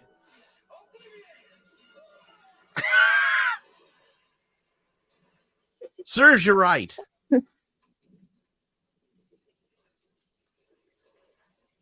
Oh, come on. Can't they catch a break? Damn it. Jeez.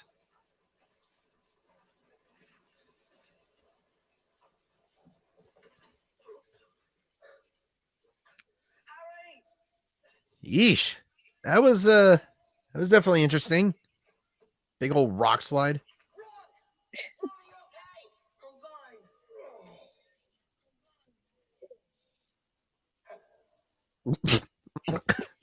Hello. You don't know who he is now. You don't know. Yeah, the memory charm backfired on his ass.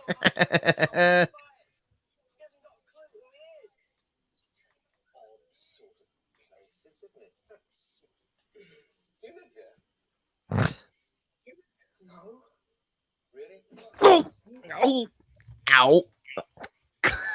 Dang. Just cold cocked him with a rock to the back of the head. Man, oh man.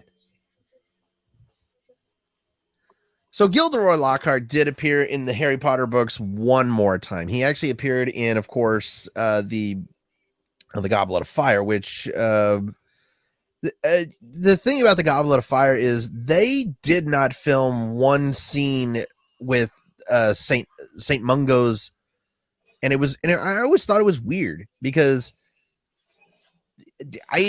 out of all the movies, Inika, I think the Goblet of Fire and the Half-Blood Prince are actually the two worst out of all the Harry Potter movies. And no, the reason why I say that is just because of the way they were made, of the way that they kind of rushed things. They rushed things in the movie, which was really bad. It's like if you're gonna make a movie.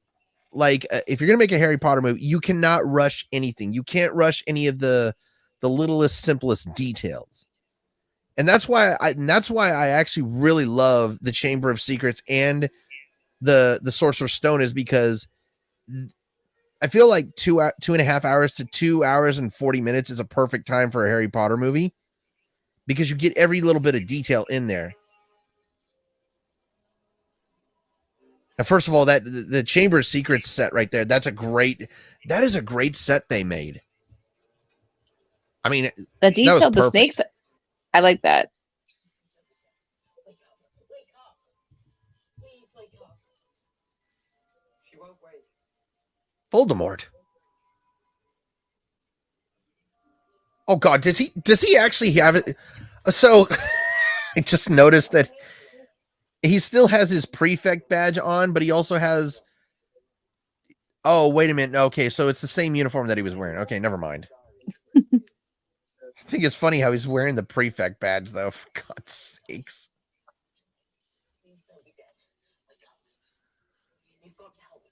Once again, this is the last movie that you see like the Harry Potter wands of all of them looking so simple like that. And then what they did for the rest of the movies was they actually created very unique styles of wands, putting grooves in them, putting like really interesting handles on them. So I always thought that was interesting. Yes, they upgraded the look of the wands, but I think they did. They really did upgrade the look of the wands, and it was brilliant. And I like the detail. Like as an art lover, I like the detail. Like I've actually wanted to try to make my own wand. You're absolutely right. When it came to the Harry Potter wands, I was really a fan of the details that they put into every single wand.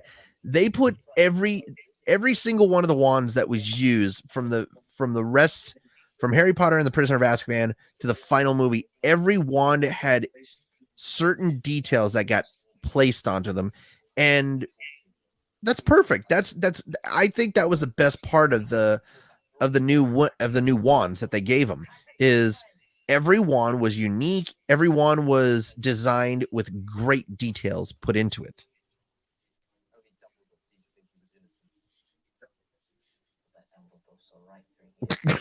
He did.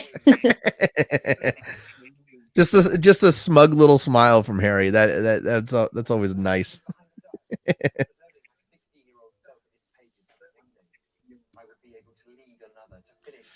Yeah, I could definitely see him playing Tom Riddle again, even 6 years later, because again, he's 23 at the time. There's no way that he could have aged any like badly to where you wouldn't think that he was a 16-year-old. Because right here, I can't tell he's 23. I think he does look like he is 16. So I always find that weird. He looks so young. He does look 16 in this. He looks really young. Like, he's a very good actor too, man. He played a really good Tom Riddle. He did. He played a really good. He really did a great job.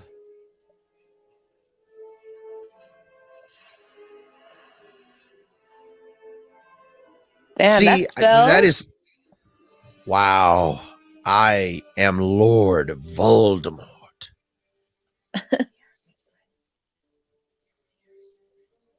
Look at that look that he's giving him. Wow. He really is a good actor.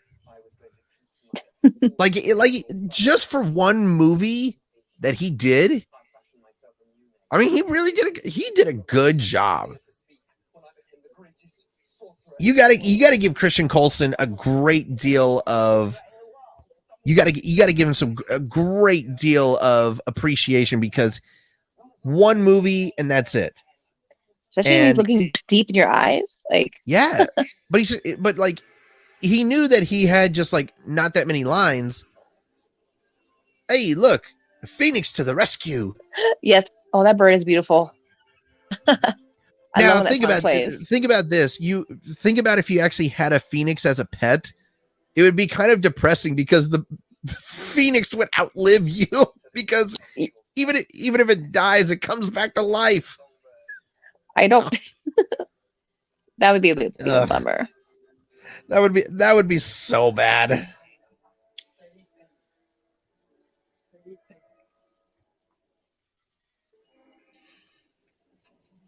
Uh-oh. Oh, crap.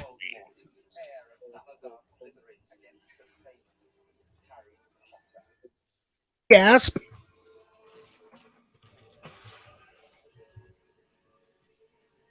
Holy that's a big fucking snake. Oh my gosh. Whoa. That is a gigantic snake. Oops. Holy mother of Moses. It's bigger than the last one, man. Yeah, it was.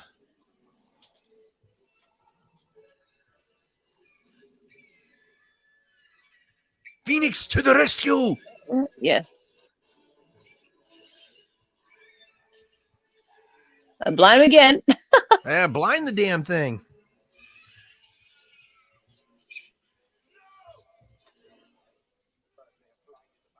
For some reason on Christian Coulson's filmography, it says that he has a credit role in Harry Potter and the Half-Blood Prince as a flashback cameo as Tom Riddle.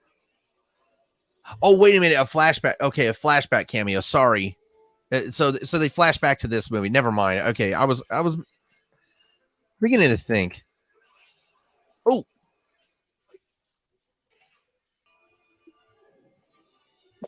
Now I can see how this thing got through the plumbing. He ran in there again. Oh my gosh, why he ran in there? Do you know what I kind of realized? I realized this is like the same scene from the first one, but a little bit slightly different. Yeah. I'm just realizing that.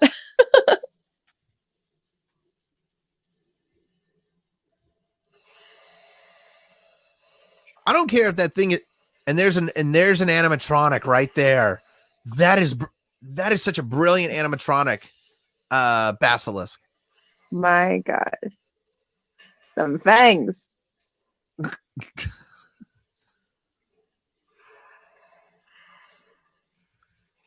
I think it's funny. So it's called the basilisk, and there is an actual lizard called the basilisk. And this snake kind of actually has the head of the lizard basilisk. I always thought that was fun. I always thought that was interesting because when the Harry Potter exhibition came to Seattle one year. Oh my gosh, I've always wanted them to come to Toronto. Oh. How was it? When it came to see, oh, it was really cool. Only problem was I went with one of my exes. Oh, but that's okay. It's okay. But no, I had so much fun. I spent about 3 hours at the exhibition, and one of the things that was featured in it was, of course, the basilisk, the animatronic basilisk. Oh, whoa! Man, dude just popped out of the water like a jack-in-the-box. Like the Megalodon. Oh, God. Yes, a sword is going to be good on this. It's the sword.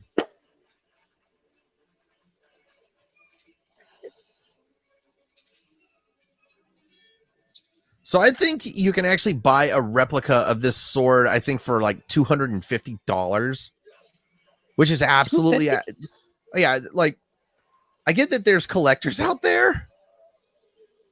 I'm one of them. Like, I would honestly want my own wand, like my own Harry Potter wand. But I'm sorry, I'm not gonna pay $250 for a replica sword. Yeah, like a katana will do, man. Like a katana. A katana. What do you want, a Leonardo Teenage Mutant Ninja Turtle katana or what? Yep. Also give it the power. Man, look at Harry. Harry just like slashing the shit out of that snake. Oh, dude, get it. Get it. Whoa. Oh my God. Oh. Ooh. Oh no. And he got bit too. Man, I mean, that's the fact that he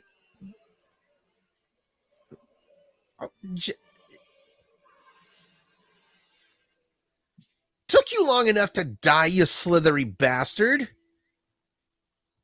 Because, like, let's be honest, you get stabbed in the head, like the sword goes through your brain, you're just dead. Like, that snake took too long to die. I know, and like Harry Potter's strong, man. He got some strength. And not now. Venom's just going through his body like crazy. Oh. How quickly the venom of the basilisk penetrates the body. Well, I mean, think about this. It's a big friggin' snake. Just imagine just how much venom has to go through those fangs.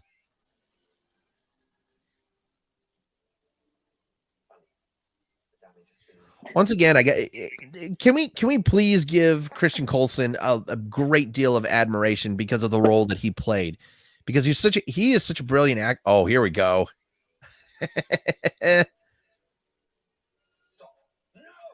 Oh, got it.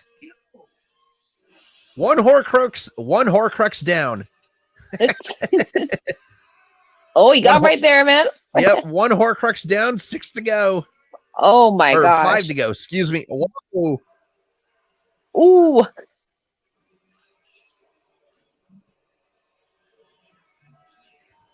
So first of all, I hate when ink gets on my hands, but I mean, like, I always found it interesting of how they did the way that he destroyed the Horcrux so well, because in the book it said that ink was spraying out of the book like blood. So they did a good job on the way that Horcrux got destroyed. I just noticed that Ginny has a bunch of ink in her hair. He's like, oh, where am I, man? It was me. I swear, I didn't mean to. I still find it really funny that Bonnie here is a year younger than I was. I was 12 at the time. She's 11. So I just find that very interesting that when I had a crush on her, I was only a year older than her. And she was born the day after me. That's just so weird.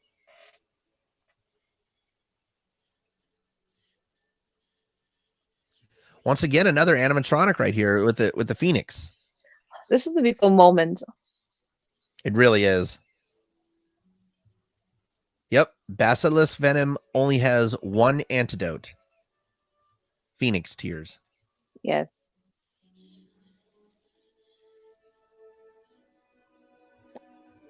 So that was something that they changed from the book to the movie, is that Folks healed Harry before he destroyed the diary, not after. So I kind of found that a little interesting. It's just a memory.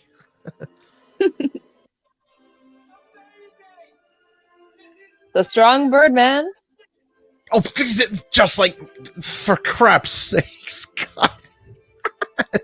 This is just like magic. I don't. Of course, it's magic. Well, that line was actually in the book too, which I liked. And there's the animatronic fox again. I love it. Again, animatronics is such a dead art in cinema, in films. It's such a dead art.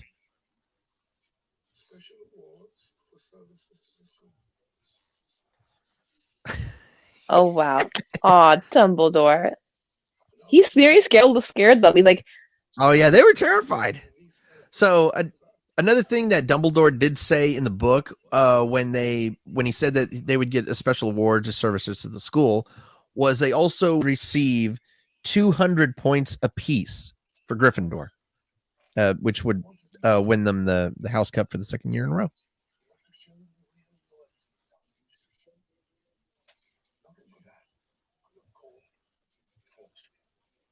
Mm-hmm. oh wow.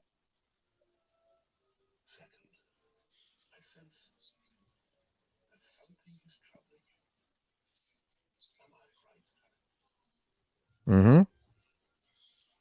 You see,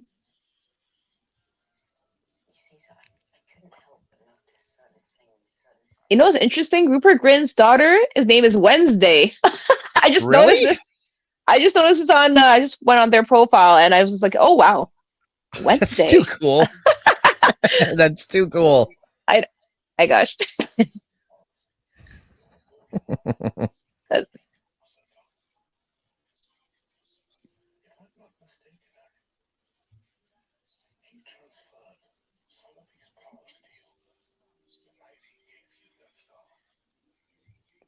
See, that's the half truth right there. That's kind of the half truth right there, because Dumbledore knew exactly what happened, but he just wasn't telling Harry everything. He just played it off like, yeah, I know this. Like, yeah.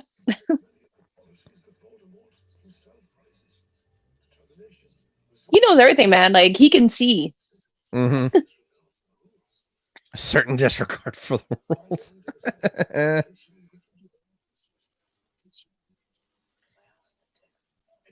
There you go.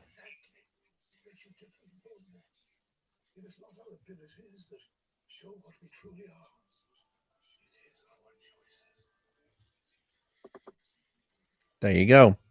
Once again, Richard showing off of why I believe that he was the best Dumbledore is because of how wise and very philosophical he was.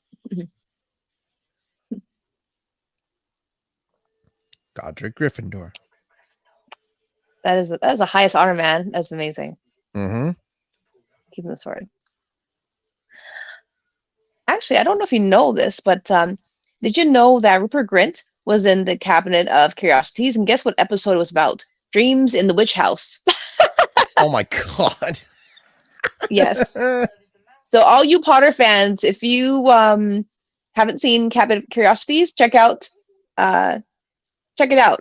Episode Dream in the Witch House. So Rupert Grint is in it. When the governors learned that Arthur Weasley's daughter was taken into the chamber, they saw fit to summon me back. Ridiculous. Like ridiculous. That you would curse their family if they did not agree to suspend me in the first place. Dare you? How dare you? Again, the way he said it. Oh my god, that's such a great shot right there where the light is actually just on like where his eyes are. That's actually a great shot. It makes him more sinister looking. Yeah, it makes him look very sinister.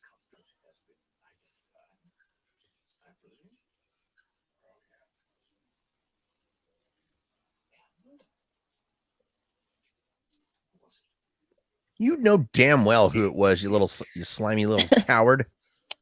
Yes.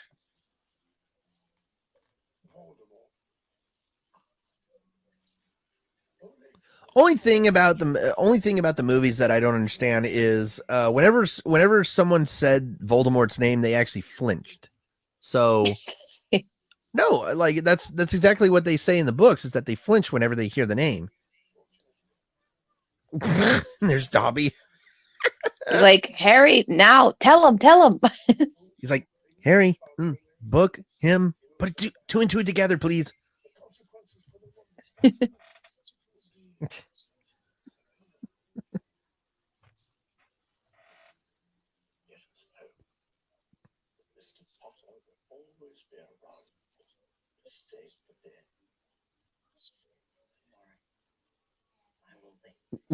That is such a great. Once again, the lighting on his eyes, again, very, very sinister looking. So very excellent shot. By the way, I kind of want to throw this out there. I want to just say this to everybody out there who actually has Paramount Plus. I would highly recommend you delete your account, because the reason why I say is Paramount Plus has got to be the worst fucking streaming service ever. No, I'm serious, Anika. It's one of the worst streaming services because it doesn't matter how strong your Wi-Fi is. The app is slow, and everything that you watch, it buffers. And also, especially when you're trying to watch like cartoons from your childhood, enough with the damn ads. That is what annoys the absolute shit out of me with Paramount Plus, is the ads. And it's like a 100, it's ridiculous, because the show will have the intro, or first there will be a short ad, then there'll be the intro, then there'll be another ad break, shows the first cartoon, another ad, shows the second cartoon. Before the credits roll, more ads. Enough with the freaking ads.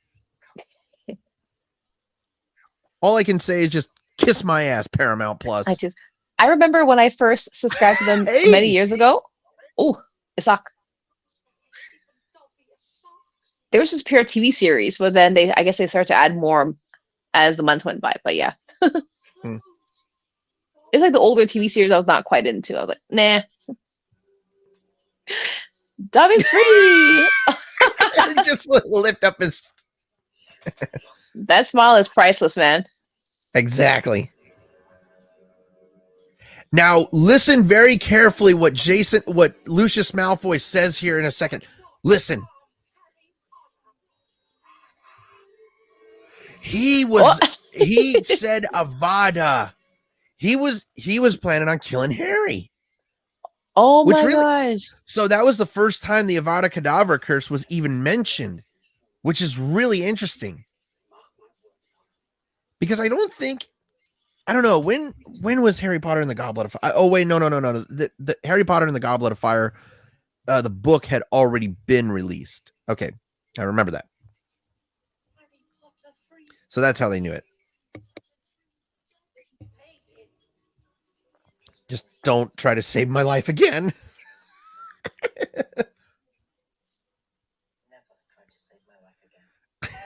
You know, Harry's gonna regret those words in about what is it? Six movies, or no, in the next 5 movies. My math was off by one.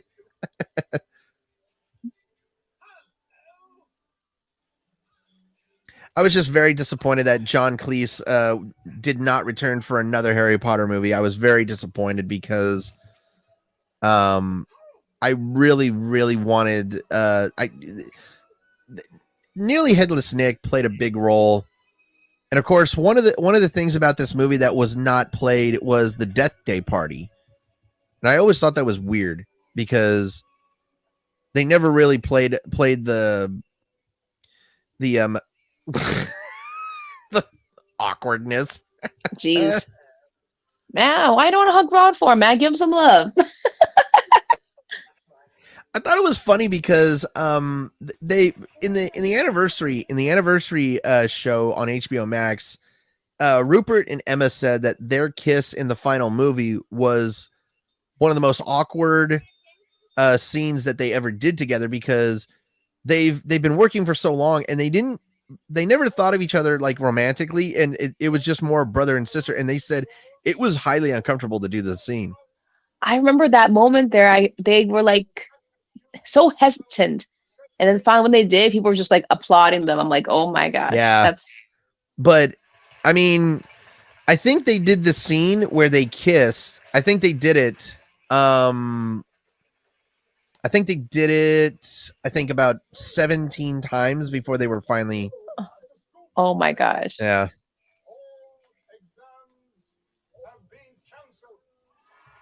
Yay! No exams! Yay! And there's Hermione. She's so fucking disappointed. She's like, I studied for this, man. I'm like, I can't wait longer. I might forget. She didn't study for anything. She was petrified, for crap's sakes.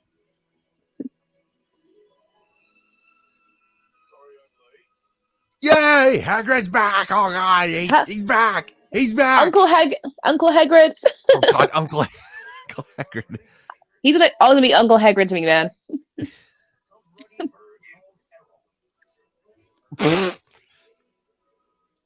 You sent Errol with his release papers, you dork. God.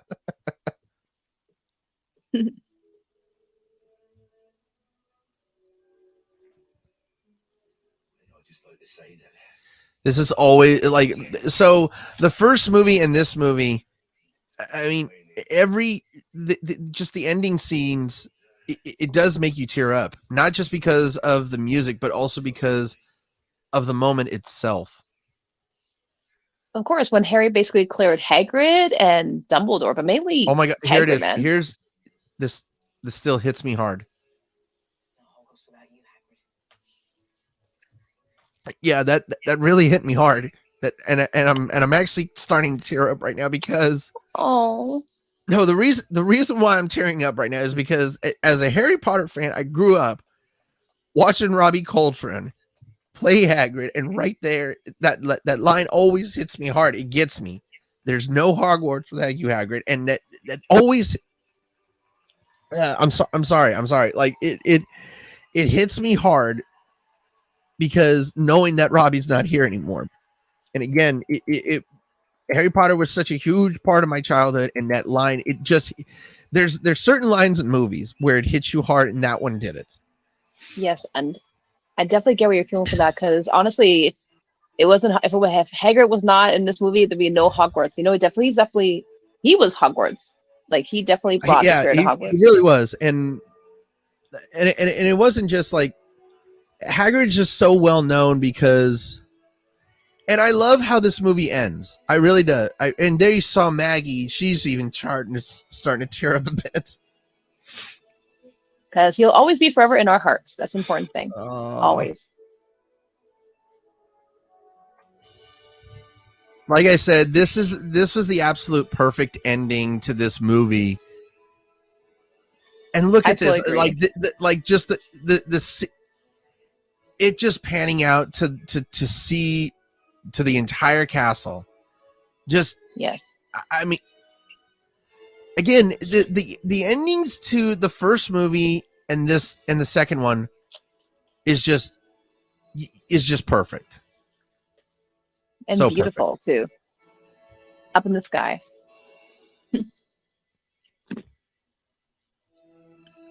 And there you have it. That is Harry Potter and the Chamber of Secrets. And I'm not gonna lie, that was a good one. It was very entertaining. This brought back a Yeah. lot of memories. I haven't seen this in years. Yeah, and again, like I said, so for everybody out there who's gonna make fun of me, by the way, there was a.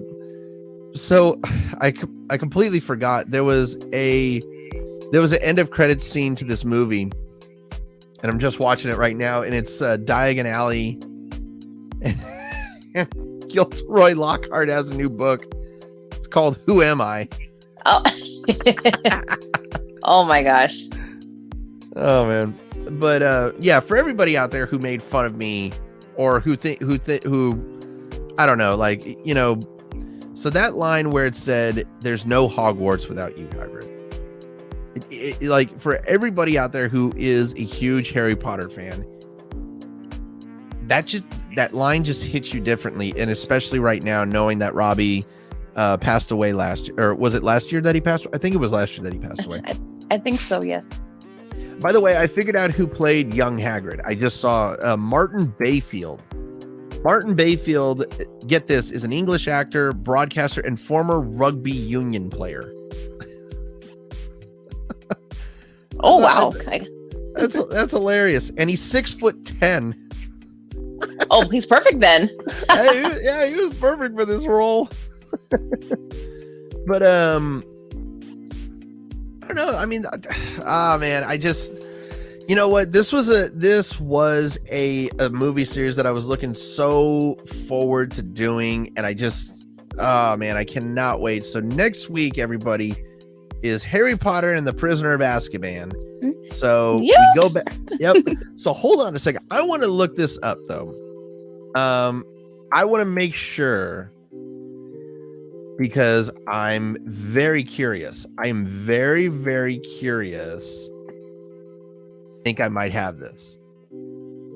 So remember when I said if Gary Oldman was in the Chamber of Secrets, and it looks like he was not in the background. It looked like him though. It really did look like him. So everybody can honestly accept the mistake.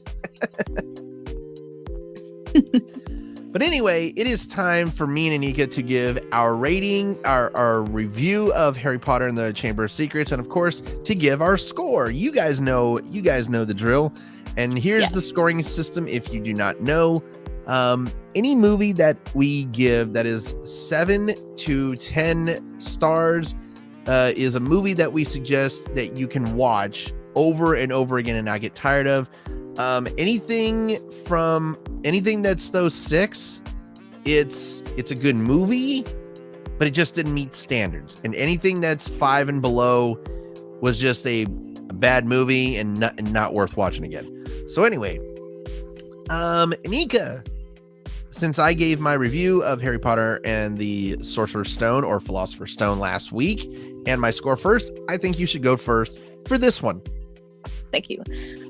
As I say, Mike, this was a fantastic movie to watch, and I enjoyed every single moment, and it brought back a lot of memories for me. I give this movie, I'm going to give this like a 9.6. Now, the reason I say 9.6. That's a good score. That is an absolute good score. So I'm going to go just slightly higher on you. So You're absolutely right. This movie was an absolute great movie. It was. So again, Harry Potter, the first and second films, who were directed by Chris Columbus, absolute great movies. I think the first and second films are the best out of all of the movies. Actually, I'm gonna state that quite frankly. I think they're the best. That both movies are the best. But I think the Chamber of Secrets, because last week I gave the Sorcerer's Stone, I think I gave it a 9.3, I believe. Can't remember if I get. I gave it a good high 9. But Harry Potter and the Chamber of Secrets gets a 9.8 out of me. Ooh. It's 9.8, and it's so the only reason that this movie just doesn't get a perfect 10 from me is because, again, there were some changes that were made from the movie, or from the book into the movie. So that's the only reason why it doesn't get a perfect 10. But here's the thing. 9.8 is the second highest score that I've ever given a movie. For everybody out there, the only perfect 10s that this podcast has ever given was Teenage Mutant Ninja Turtles and Titanic. And Yes. and actually Inika and I both, I think we did, but both me and Inika at the end of the Titanic podcast, we both gave it a perfect 10. And it was the only time, and I think, that was the second and only time that both me and my co-hosts have given a movie a perfect score. It was just so good, and it was entertaining. It really was. So let me go ahead and add it up. So you gave the movie a 9.6, am I correct? Yes.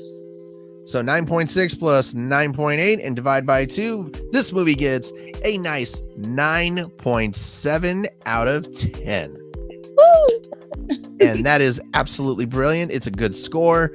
So next week, tune in at the exact same time, the exact same day. We're going to go back to Hogwarts for our 3rd year. Harry Potter and the Prisoner of Azkaban.